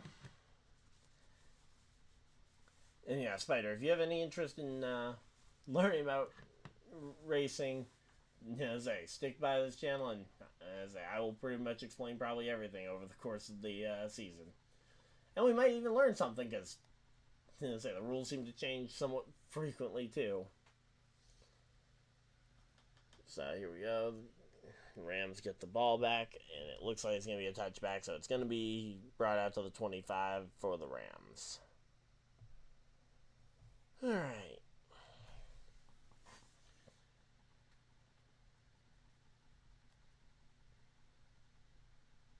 So, yep, there's just showing a bunch of the early game highlights for Stafford and the Rams. Again, a touchdown plus the PAT still wins them the game here. So, handoff to Kyren Williams there, number 23 on the Rams. Goes for about 3-4 yards there, and it's now going to be second down. And he took a little bit of a shot there. Oh, yeah, no, he took a pretty decent shot from number 2 there. Who's that? Who's number 2 on that team? That is Russ Yeast.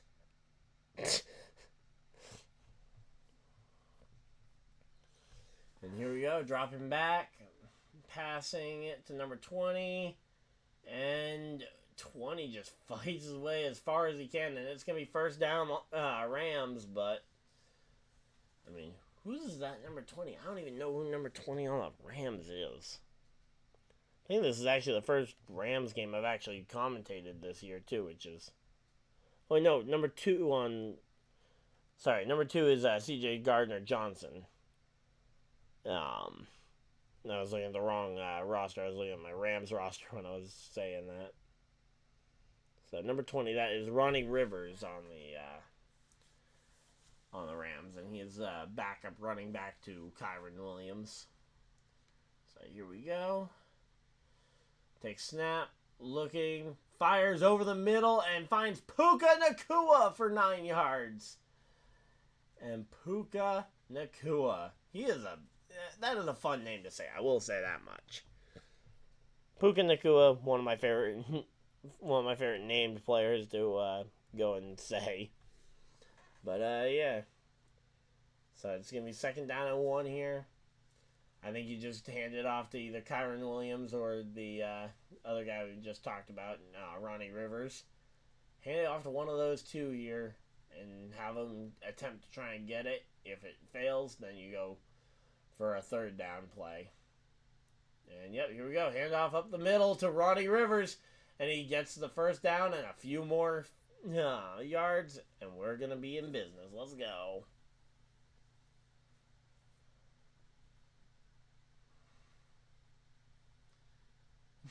Pikachu. Oh, man, that's awesome. They got Pokemon cards of Pikachu. That is amazing. And Pikachu with the Rams. That is amazing. in the receiving leaders on the season. And Puka is right up there with the rest of them. Alright, here we go. And let's see. Cooper Kupp. He gets some yardage, but it's only going to be like 3-4 yards, I think, there.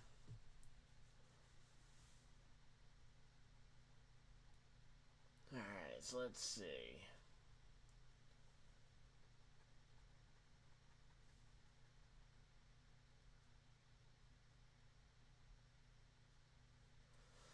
So yeah, you got 4 yards on that first pass play to Kupp there. Now, let's see.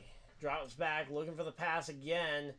Fires it, finds one of their tight ends there, and gets down to the 10-yard line there. Number 87. Who is he? Because he's a big guy. So that tells me it's probably a tight end, not to mention the number. Kind of infamous tight end number there. And that's Davis Allen there for the Rams, is number 87, who just made that play. And he's not a small guy whatsoever, and he went and made it work, so here we go. So they downed him they technically called him at the 11, I guess, so here we go. Rams, and just throws it away. He was scrambling off to his right, and he was running out of room, and oh, we got a flag. Wonder what the flag's for.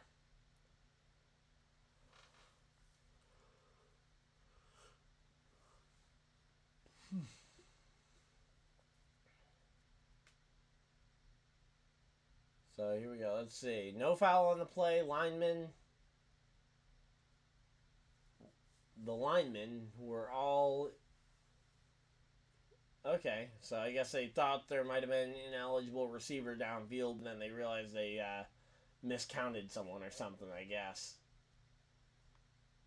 Here we go. 2nd and 10 here. And let's see. Takes saying, there we go. An end around this time for Puka Nacua. There we go.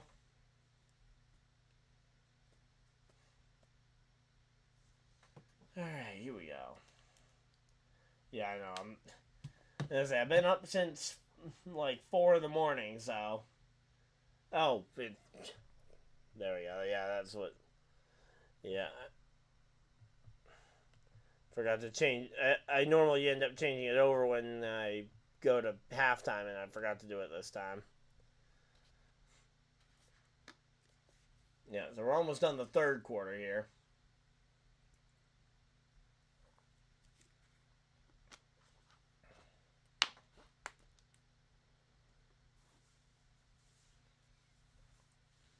But yeah, I'm gonna be up in like 5 hours for work, so I'm getting. And now it's gonna be 4th down here, and Rams are gonna be trying to. Oh, and Stafford's coming over, trying to catch his breath. He's having some trouble. Let's see, what was the hit that caused it? Oh, Hutchinson. Oh no, it wasn't Hutchinson. It was whoever that other guy was that just came right down on him, and he got stepped on the shoulder. Ew. Do not want to see that, ever. That's not a good thing whatsoever, and it's going to be a 27-yard field goal attempt chip shot here, but again, that's just not a pretty sight anytime. Here we go. That'll be... and, yep, it's good, and it's going to be 20 points on the board here.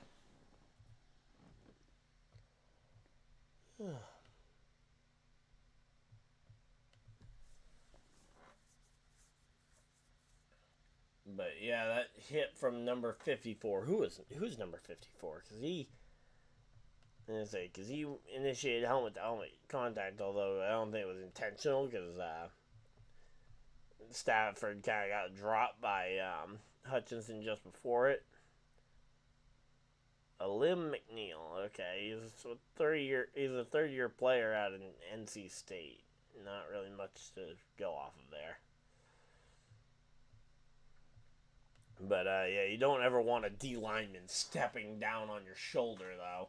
Especially considering, if I'm not mistaken, doesn't Stafford have a history of shoulder issues? Or was that like the injury that plagued him last year or something? If I'm not mistaken. If I'm not mistaken, I think that was the injury that plagued him last year.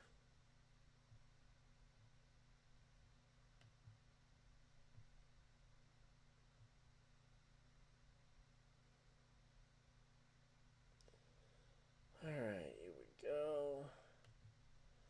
Just kind of checking to see if... someone said they were going to send me something, and I have not seen it yet.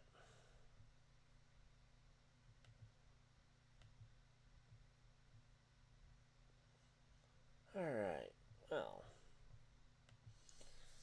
we're still at commercial break, and we're just kind of waiting to see what ends up happening. I'm going to poke back into JP's thing and just kind of see how it's going for him.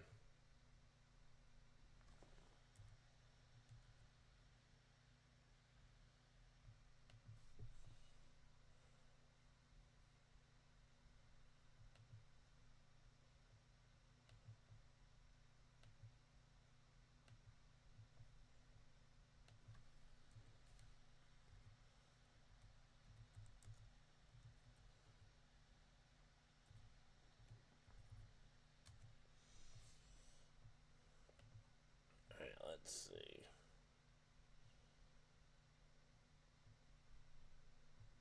Alright, there we go.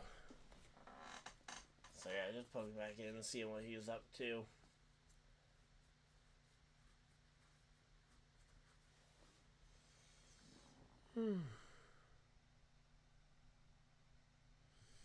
Alright, looks like he's not up to much during the commercial breaks either, because here we go. So there's a 4-point swing here now between the Lions and the Rams. Lions are hoping to keep it at about a 4 or more point swing, and the Rams are hoping to take advantage of a 4-point swing or so. And yeah, Stafford's having to go into the tent here. But yeah, I mean, he just got bowled over, and then it was Hutchinson who stepped on him.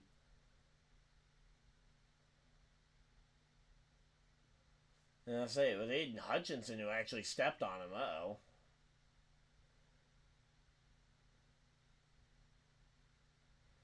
Yeah, and then his head hitting the turf, too. That can't be gentle either. And Amon-Ra St. Brown gets the first down, and it's going to be 1st and 10 again from the Lions. Which means the ball over. And Carson Wentz is getting suited up. He's going over the film, and we might end up seeing Carson Wentz playing in a playoff game here. Which is funny because he couldn't back when he was my quarterback. He couldn't even get us into the playoffs. So Aaron Donald's only been able to pressure the quarterback twice on 21 pass rush plays. Which tells you that the O-line's doing their job and or he isn't doing as well as he could.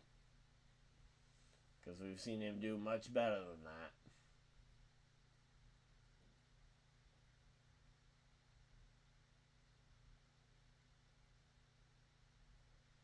And here we go. Let's see. Another run. That was a run up the middle for Gibbs. It's going to be 3rd down. So it's going to be 3rd and what? Oh, Stafford's back out there after getting his hand taped up, it looks like. Not sure what that had to do with his shoulder, but he's, I guess, testing his throwing shoulder, because it was his throwing shoulder he got stepped on, too, which is only worse. And here we go. Let's see. Here we go, and they just don't get anywhere with Goff. I mean, come on. And now it's going to be 4th down, and the Lions are going to have to punt this one away. And it looks like it's going to be time for the Rams and Stafford to potentially make a push for it. So yeah, here's the replay. Goff took the snap and then just the pass. Oh, and then yeah, he ended up tripping himself. Yeah, so he ends up tripping himself and then just ending up down by contact there. And yep, they're going to let this go into the 4th quarter, and here we go. 4th. Oh, wait, no, not final. 4th. There we go. And here we go. We're going into the 4th quarter here. Rams are going to get the ball back via the punt. And, yeah, we're going to have a fun game. Hopefully.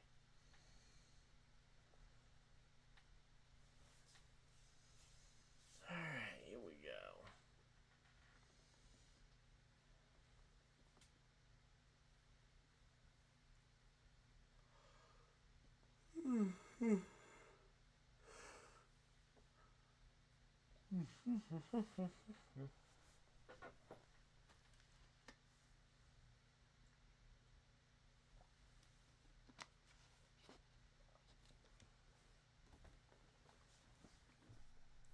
Alright, here we go.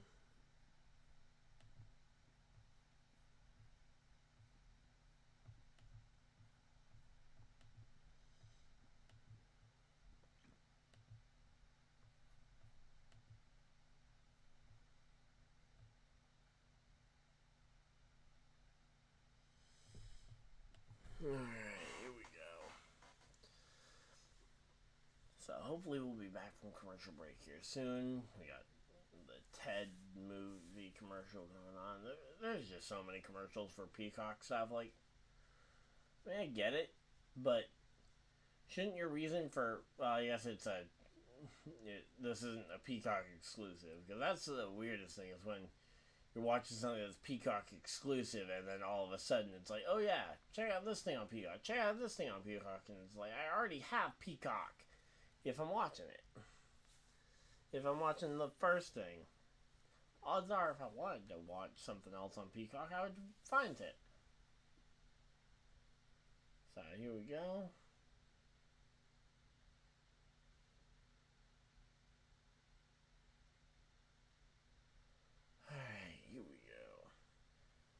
There's nothing. There's a lot of these TV shows are just garbage at this point.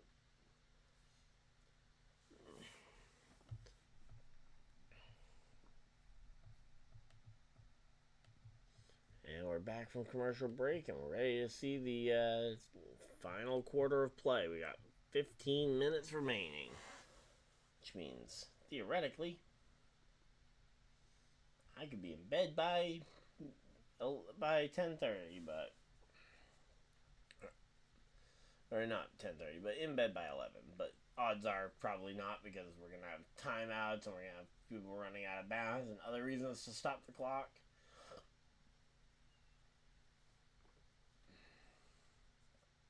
And they fair catch it at the they fair catch the punt at about the 10-yard line, and the Rams are gonna come out and take over here.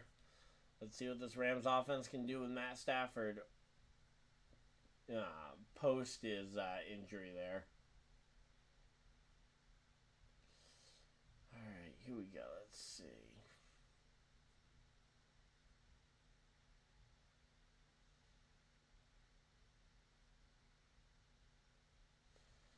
Alright, come on.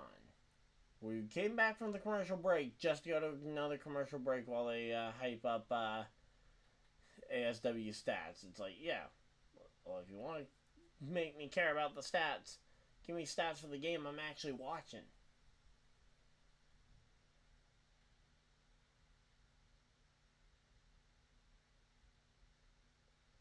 Alright, here we go. And nope, we got another stoppage. Is this going to be a timeout or what?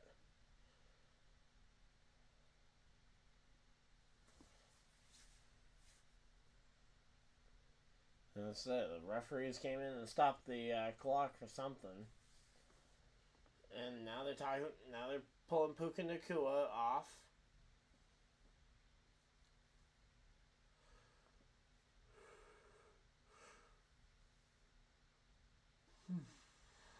And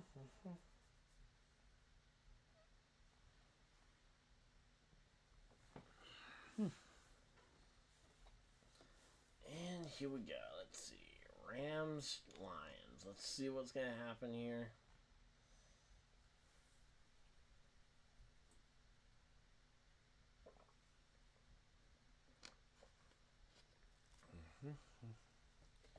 Alright, there we go. And the handoff to Kyren Williams gets about 15 yards on the carry. Looks like 16 yards officially.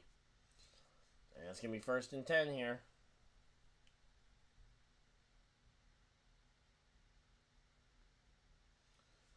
There we go. Handoff. Showing the handoff to Kyren Williams.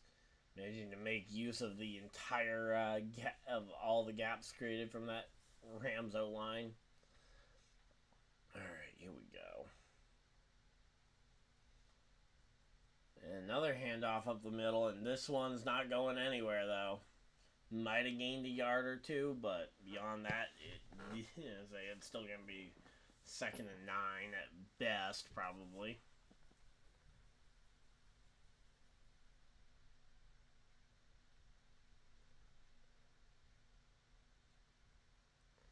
Alright, here we go. Let's see. Dropping back, looking, fires deep, and it's incomplete. To number 15. And it's going to be 3rd and 8 here. So they gave him 2 yards on that last scramble.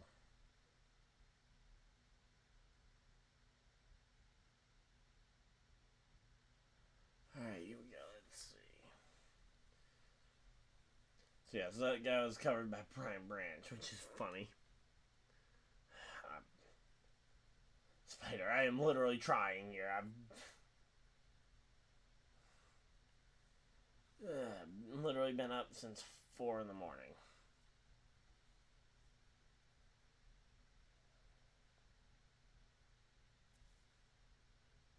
And is there what's the flag coming in for? Is there a is it delay a game here? Oh, I'll make it. It might not. Oh, we got a flag. Okay, is it delay a game or what? I'll make it. Yeah, Rams calling their 2nd time out here. Okay. It doesn't help when there's literally not much going on in terms of the actual game either. I mean, they're calling timeouts. They're going for run plays that aren't really equating to much. But here we go.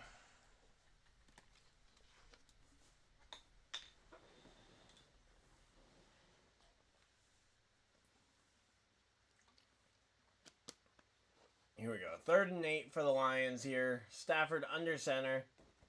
Takes snap. Fires it. Finds Puka Nacua. And, Puka takes a hit to the head there. Hopefully he's okay, but he's going to get the 1st down. There we go. And we got 13:30 left on the clock here as the clock continues to tick away.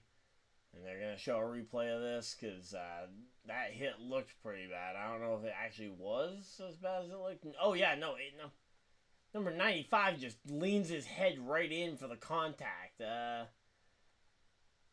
thought you weren't supposed to lead with your head. Well, I guess someone needs to teach number 95 that. Takes snap again, this time handing off to Kyren Williams and goes nowhere, might have even lost a yard.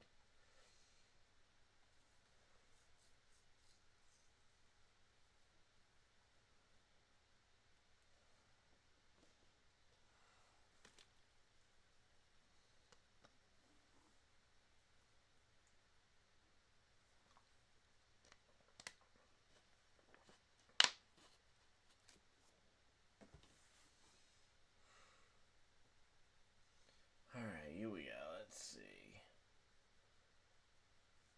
In terms of rushing yards. Oh, yeah. Refs are calling exactly, whatever they want. Because, I mean, it's not even like it's, just typical, or not Rams, but typical bias against the Lions. They're calling it bad on both sides. They're calling stuff they shouldn't. They're not calling stuff that they absolutely should. I mean, I think the funniest call that was made so far today, though, was the Cowboys on a 2-point conversion attempt had an ineligible man downfield, which was hilarious. If it weren't for the fact that, oh yeah, it also kind of didn't work. Yeah, that's exactly what they got a win off of a few weeks ago.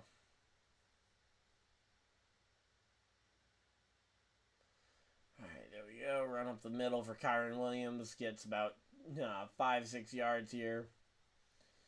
And yeah, it's just one of those plays where it's not going to do much. It's going to get them close, and then they're going to throw the ball in the next play. And they're going to end up getting the first down. Hopefully. That's the plan, at least, would be to get the first down, obviously.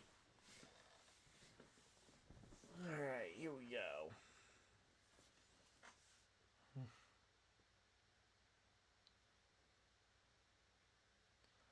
And I say it was towards the middle to second half of the Cowboys game. It was definitely not near the beginning. It was because they were going for 2-point conversions, so it was in like the last quarter or two of the Cowboy game.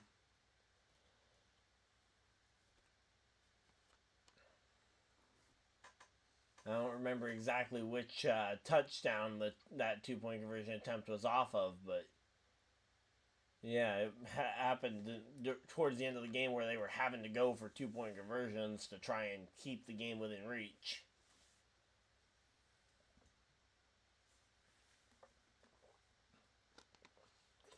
Yeah, I'm trying to lean forward when I can.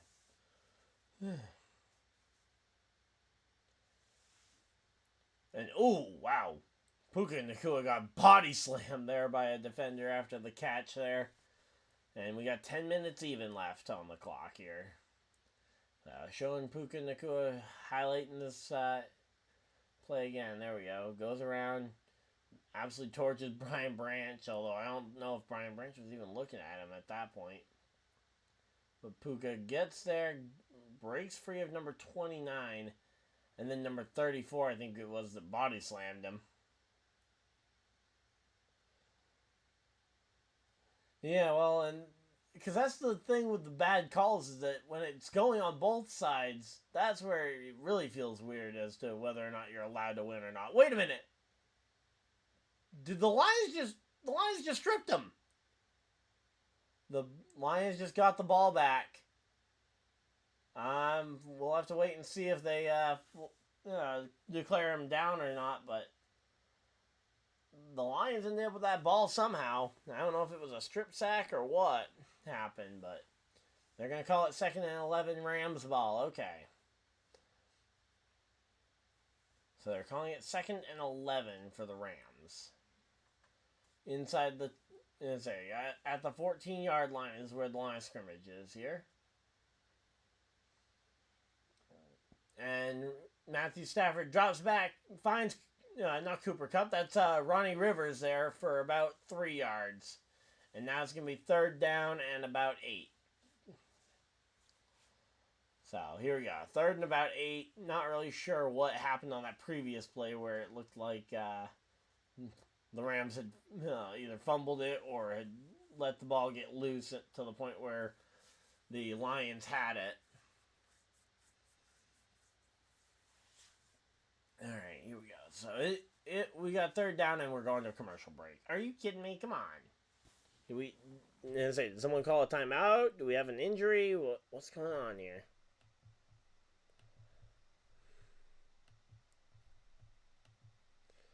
All right, let's see. No. It doesn't look like anybody's missing a timeout. Because the Rams, it's still showing one of theirs. And all 3 of the Lions. So I've got all that up to date.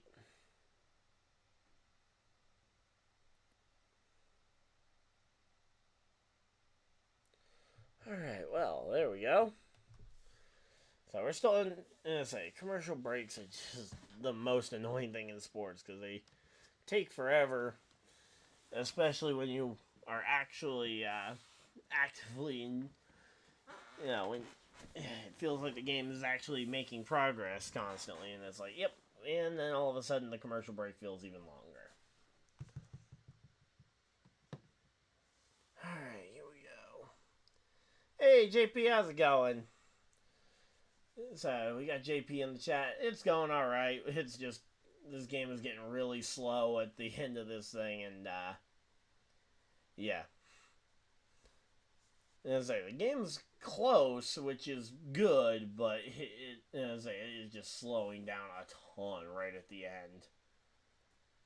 Yep. Yep, we got JP in the house. There we go. JP, you still live as well over on your channel? Or did you end up turning off your stream?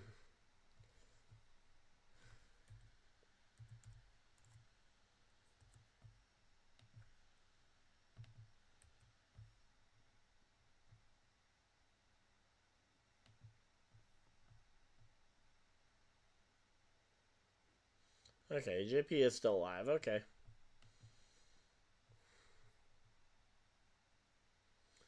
Yep. Alright, so we are both live here, so there we go. We got... And we're coming back from commercial break. It's going to be 3rd and 8 here for the Rams. Alright, let's see what we got going on here. So, 3rd and 8 for the Rams. Stafford takes snap, fires it into the end zone. Cooper Kupp, and it comes up incomplete. C.J. Gardner-Johnson on the deflection there, and it is going to be 4th and 8. And at this point, do you go and kick the field goal knowing it's going to leave you 1 point shy, or do you go and go for the extra, or do you try and convert the 4th down on the fly to see if you can get it? Because, yeah, there we go. And it's like, that's going to be the toughest part here. And they're going to kick the field goal and just try and secure the points where they can. That is the unfortunate part here. And they do get it. It is good. So it's going to be a 23-24 football game. Oh. Problem is that now they have to try and find a way to score at least something. Now, granted, if they can make the stop, they have a shot because all they have to do is get in field goal range and have time left on the clock. So here we go. Let's see what we got going on.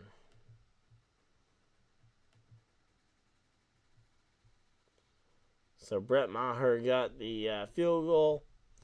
If you guys don't remember who Brett Maher is, he was the kicker who missed all those extra points last year in the playoff game for Dallas. Seems to be doing all right tonight.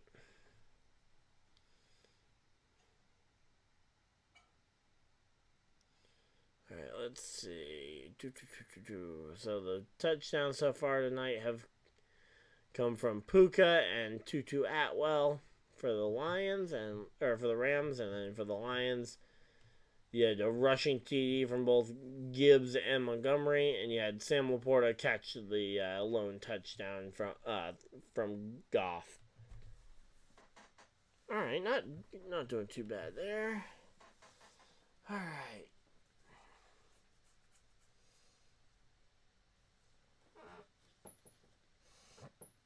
So yeah, I just don't see the Lions versus the Rams. I mean, it's gonna come down to this next drive here. If this next drive ends in points for the Lions, I think you can pretty much rule out the Rams. If the Lions are gonna stop before they can get points of any kind, then I think the advantage swings back in the favor of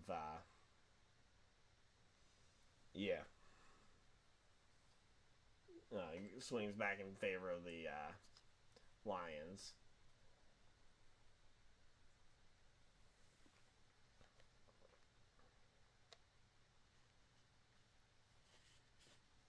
So here we go.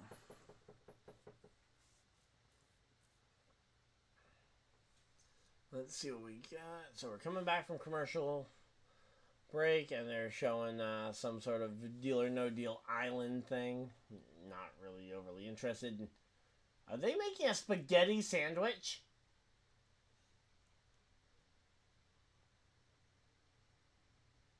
I feel like something there should be considered illegal, because why are they making spaghetti on like white bread into a sandwich? Why? I don't know, but something about that feels like someone should be getting a call there.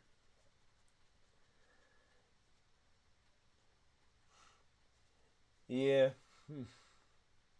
Yeah, gaming's one of those things I always like being able to do. You know, whether it's the Nintendo Switch, of being able to pop it up whenever I have some downtime to just kind of relax, or if it's hopping on the Xbox for the NASCAR racing games to go and hang out with some friends. But yeah, there is no reason to be making a spaghetti sandwich. And they were just showing someone at the stadium making a spaghetti sandwich on white bread, and it's like, why?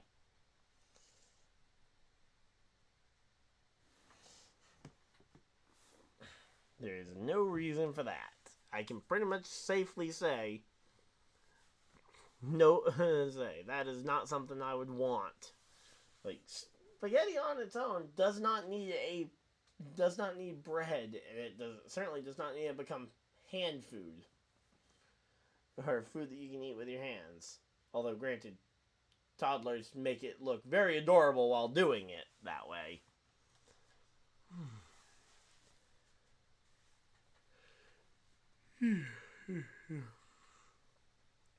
Yeah, well, and that's where making friends through mutual games could also be a good mix there, Spider. Like, for example, I might not have a ton of friends who, I probably wouldn't have as many friends who play Pokemon if it weren't for the fact that I've played Pokemon. And been playing Pokemon for a while. Like, the fact that we all played it is what caused a lot of people's paths to cross. I mean, even JP and our paths only crossed because we were both already playing the NASCAR video game. So,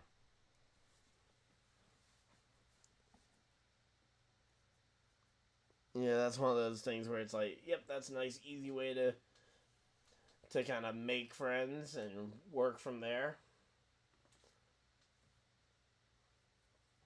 Alright, here we go. So, let's see. What can the Lions do here? Again, if they can score a touchdown here, that would absolutely, I feel like, seal the Rams' fate.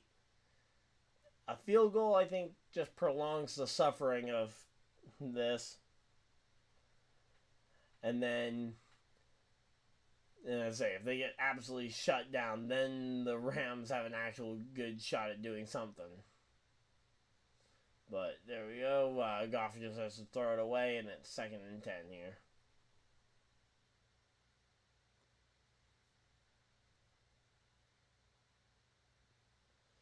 Alright, here we go. Let's see. 2nd and 10 here. What kind of play do you dial up if you're the Lions here? I mean, the run plays have just been working well, so I wouldn't be shocked to see a run play here.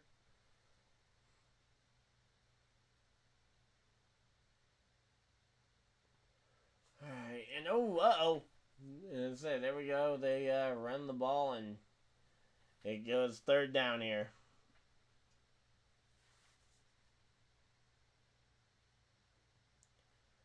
Yep. And I mean, I even have Mario Kart for the Switch, so I just pop that in every once in a while if I want to play something.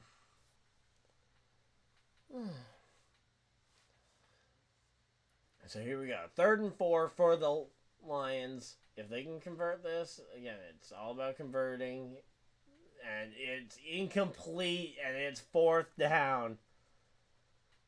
7 minutes, 26 seconds left on the clock. As it goes incomplete, and that now is going to necessitate probably a punt away on 4th down here. 7 minutes, 26 seconds is what's remaining on the clock when the clock stopped here.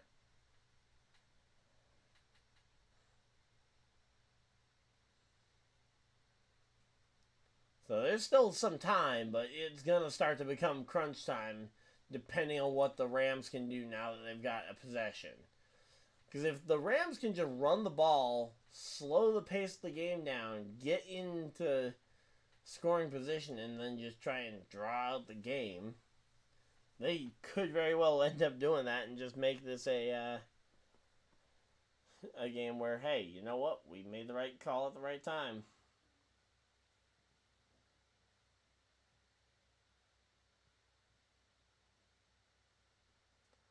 Alright, so here we go. Yeah, crunch time for real, especially now that it's going to be, I'm assuming it's going to be a punt away here on 4th down. Because otherwise, the Lions are absolutely stupid and risking their playoff spot over trying to convert a 4th down here.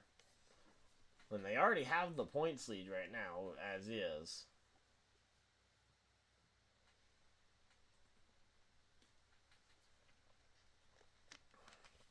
But yep, less than 8 minutes remaining in this game, and it's going to be a tight one as they come down to the end. And again, as I mentioned, I'll be doing the Bills game tomorrow at 4:30. And that'll be the last game I end up doing for the weekend, because no interest in Eagles, Buccaneers, and I don't think anybody else is going to be interested in it either. Oh, I know it could take 45 minutes. Trust me, I am aware that this could very well take that long. Because, yep, football loves to slow down this game somehow. And I say, yep, flag for unnecessary roughness, flag for offsides, flag for false start, flag. And each one of those flags stops the clock.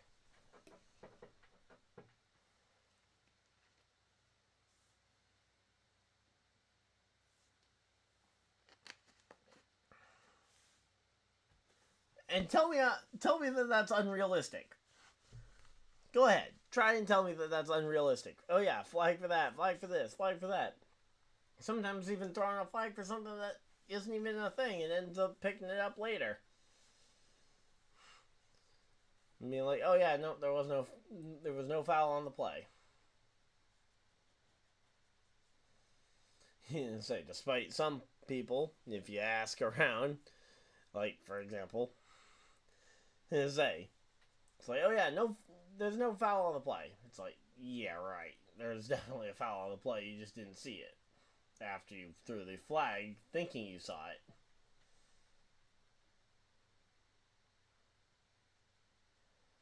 So here we go. Let's see. So again, that Bills-Steelers game, hopefully that'll be good, but it's going to be cold. That's for sure. Alright, here we go. And I say Rams and Lions pointing at each other here already.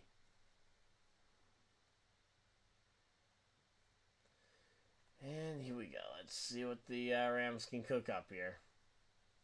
2nd down, and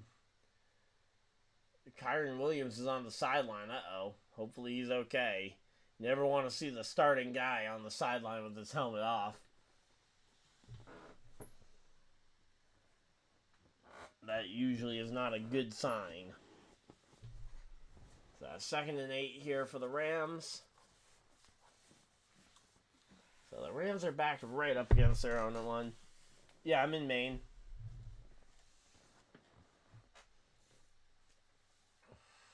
Yeah, I'm in the middle of Maine, but yeah, here we go. Puka Nacua gets the catch. It's going to be the 1st down to the 40, to the 50, or to the 45, I think, when he got pushed out of bounds there.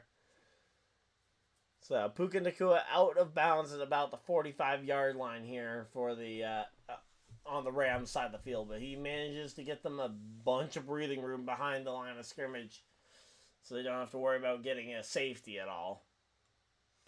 And now here we go.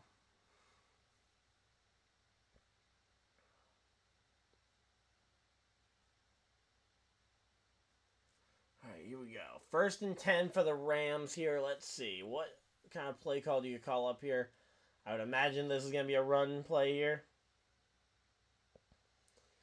And, oh no, they go for a pass play, finding Rivers here, and gets the first down and a little bit more. All right. Yeah, I think I remember you mentioning that you're from Kansas before. Then we got JP, who's from Iowa.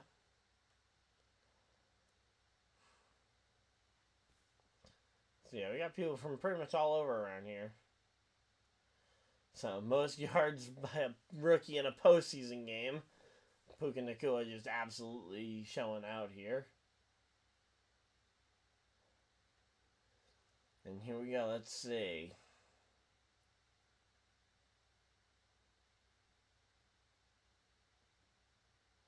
And there we go. Oh no! He got the pass out there, but then it just got and then Tyler Higbee just dropped it upon contact there after the throw from Stafford.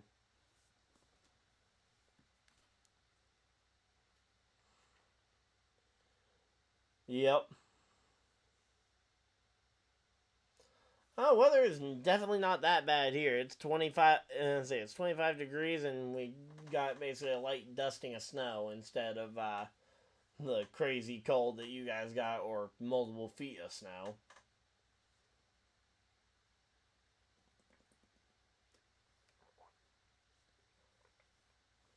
All right, so 5 minutes and 5 seconds left on the game clock here in the game. And let's see what we got left. Oh, did Stafford just fall again? Because he's been slipping a lot on this grass. I don't know if he needs new cleats or what.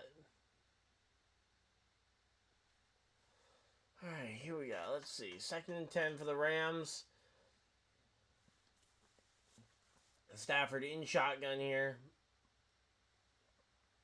Looks for a pass. Finds someone over the middle. And that is going to be Cooper Kupp. There we go. Cooper Kupp over the middle. 3rd down. And now it's going to be a question mark of what kind of play call do you call on 3rd down in this situation? I think you go for a pass play here. You kind of go for kind of the Ryan favorite where you kind of throw your 2 fastest receivers right on one edge and the other of the arena. And then you go and get the throw a tight end slant route over the middle so you have someone to throw it to if all else fails. And he throws to a running back and... Oh, we got a flag. What's the flag for?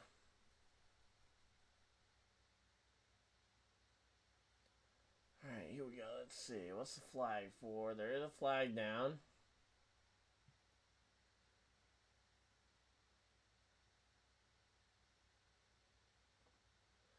Alright, here we go. Let's see. And you gotta run it. Well, it'll depend on... Okay, 3rd and 4? I don't know. And I would be inclined to pass it, especially where the pass play has actually been working. But, where your passing game has been your...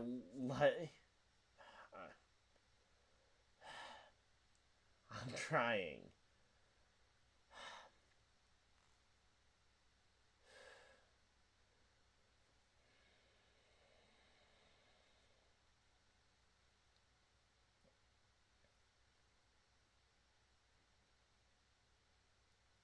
Let's see.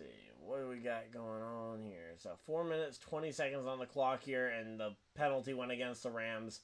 3rd and 14, there's absolutely no way. It's going to be a pass play here.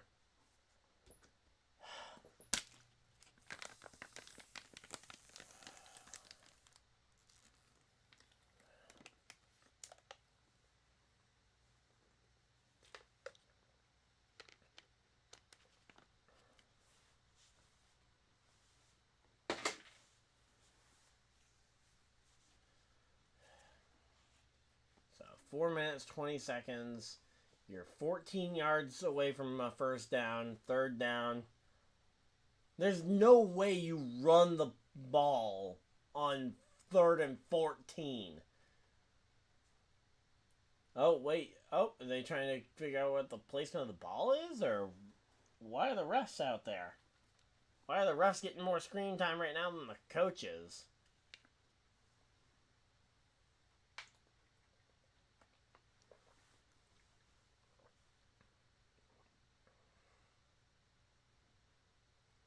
Let's see. Stafford calling in the play. He's got it back to his right here. Let's see. Is it going to be a run play? Nope. There we go. Yep. Immediately looking for the pass. Throwing it deep and incomplete right there to Puka Nacua. It was the intended target there. There we go.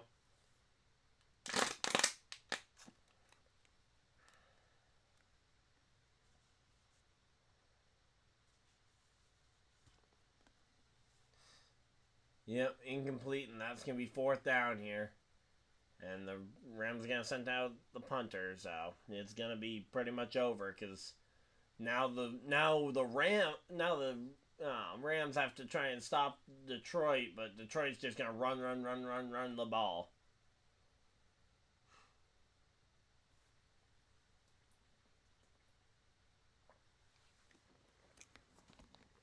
All right, there we go. Punt is away, and fielded by the Lions cleanly, so no fumbled punt here.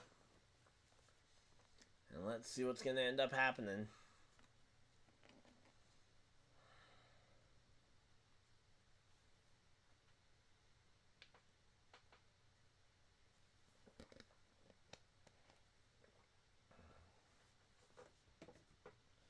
So, I mean, the biggest thing for the Lions right now is going to be just drain the clock as much as humanly possible.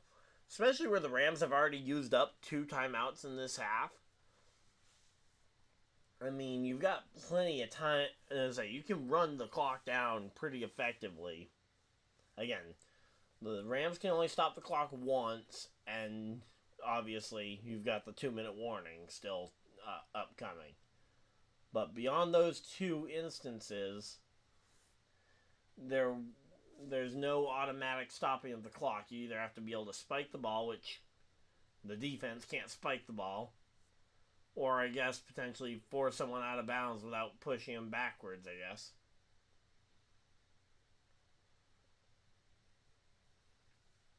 But I mean, there's just not really many avenues for the defense to be able to control the clock here,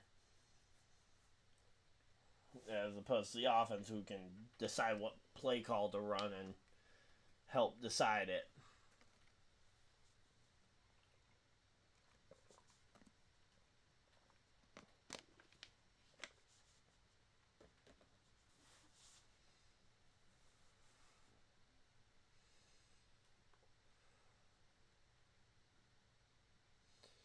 But, yep, so right now they're at commercial breaks here, and let's see what we got going on. I'll say, there's no other games going on around the league. I'll say, nothing's really happened. We're at commercial break here after the punt got fielded by the Lions. I'm assuming, because if I'm not mistaken when you said that, I don't think we've come back from, we're just coming back from commercial break. Here we go.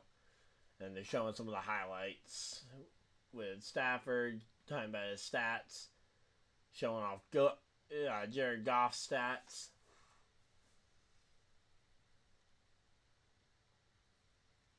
Puka now, they're showing off his stats, talking about most receiving yards by a rookie receiver, talking about the DetroitLions and their playoff drought. And here we go, 4:07 on the clock here. And hand off to David Montgomery. Run it. There's a run, and then if you need to still get the first down, you throw it on the third one. That's like the only thing that really makes a ton of sense, unless it's a close one. If it's like 3rd and 1, then you can go and run it a third time, but you just don't want to get too used to running the football where you don't end up using the pass plays when they matter. And you absolutely can't afford to fumble right now. That's the biggest thing. So here we go. Let's see. Goff takes the snap and fires a quick pass play here to the running back. Yeah, Goff was the quarterback of the Rams up until the Stafford trade back in to start the 2021 season. They traded Stafford and Goff, and then along with like 3 first-round picks and a bunch of other picks. But yeah, Goff was the Rams QB. Yeah, it was a swap there between those two.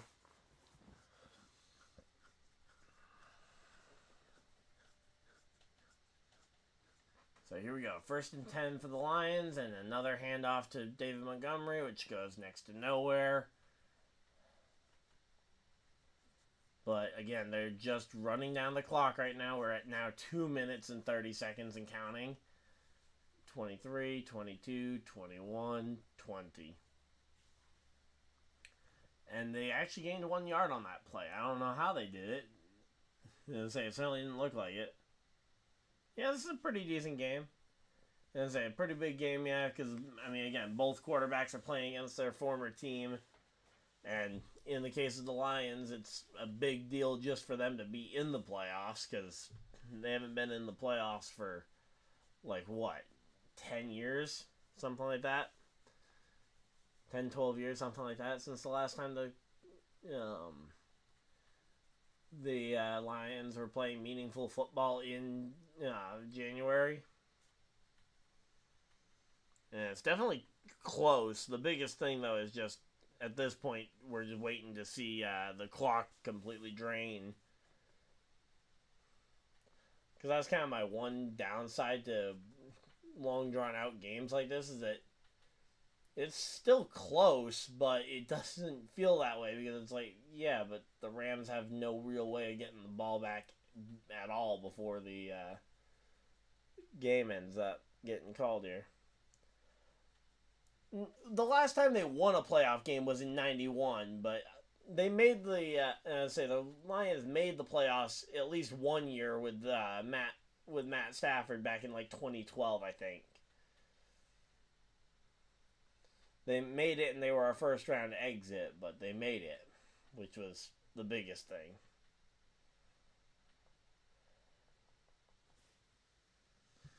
All right, here we go. Let's see. What else we got going on? Yeah, we're at commercial break, so there's not really much to talk about. You're not missing anything.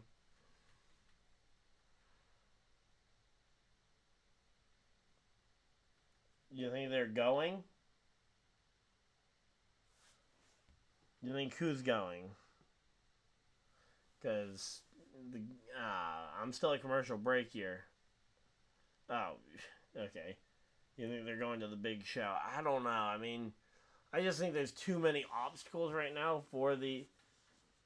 Yeah, but you could say that about a lot of teams. How, like, oh yeah, Houston really needs to go to the big game. Cleveland, you probably could have told someone that, oh yeah, they need to go to the big game. But the Lions, again, just because they need to go to the big game doesn't mean they're going to get there. There's a lot of challenges for them to overcome, and they've already had a pretty successful season at this point. I certainly would not be upset if I were the Lions if I get eliminated tonight. Disappointed maybe, but not overly distraught or anything. But here we go. Let's see. So that was the 2-minute warning here in the game. So 2nd and 9 here. Let's see. So Goff looking for a pass. Finds a pass play. Gets it across there, and there we go. Now it just comes down to what the Rams can do. They've got 1 timeout left. Final timeout gets called, and this is going to be...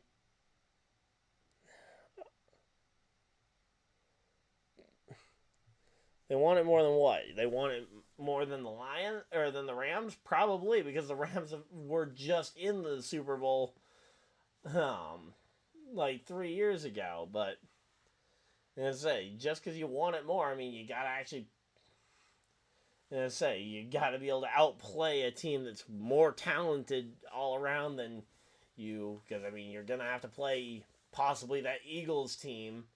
But at this point, I think they can just drain the clock entirely, if I'm not mistaken, on how long they get to knee the ball away. They might need to get 1 more first down. But, yeah, this game is pretty well over. assuming again that they don't fumble the snap.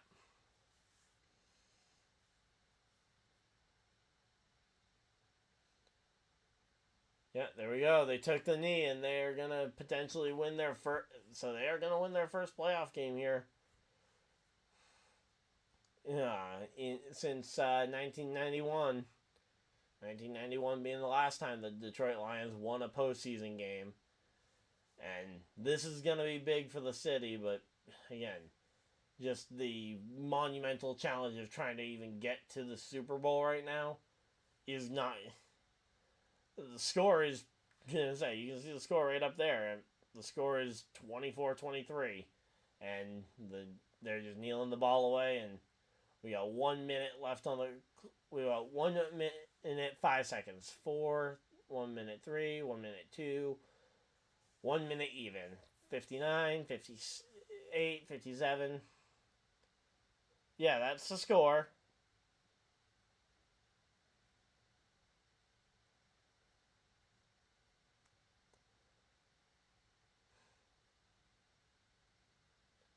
And here we go, the last knee. All they have to do is successfully get this knee off, and there we go. That's going to be the game. So there we go. Quarter, going to update that to final. And the Detroit Lions will put away the LA Rams. First postseason win since 1991. Snapping the longest streak in NFL history. Of number of playoff games without a win. And here we go. 7, 6, 5, 4, 3, 2, 1. And there we go. The game has officially run out of time. And the Lions will be advancing to go and play the winner of tomorrow night's matchup between the Eagles and Buccaneers. If the Eagles win, I think that could very much be a tough team for the offense to go ahead and deal with. If the Buccaneers advance, I think that'll be a much easier path for Detroit to get to the NFC Championship game, and then it comes down to who they play there. Because I think Green Bay is gonna have something they want to say about last year. And then you've got the 49ers, who I think have the best overall roster pretty much in the entire sport of football. So, again, the path for Detroit to the Super Bowl is not an easy one by any stretch of the imagination, but they got the first step underway, and now they just need to win 2 more games, and they're in the big dance. So, hopefully you guys enjoyed. If you guys did, leave a like on the video. Subscribe if you guys are new so you guys don't miss any future videos or live streams. Again, I'll be back tomorrow afternoon for the Bills-Steelers game. And until next time, hopefully you guys enjoyed, and I'll see you guys next video. Live stream, whatever you guys decide to do with the rest of your night. Have a great night, everybody, and goodbye!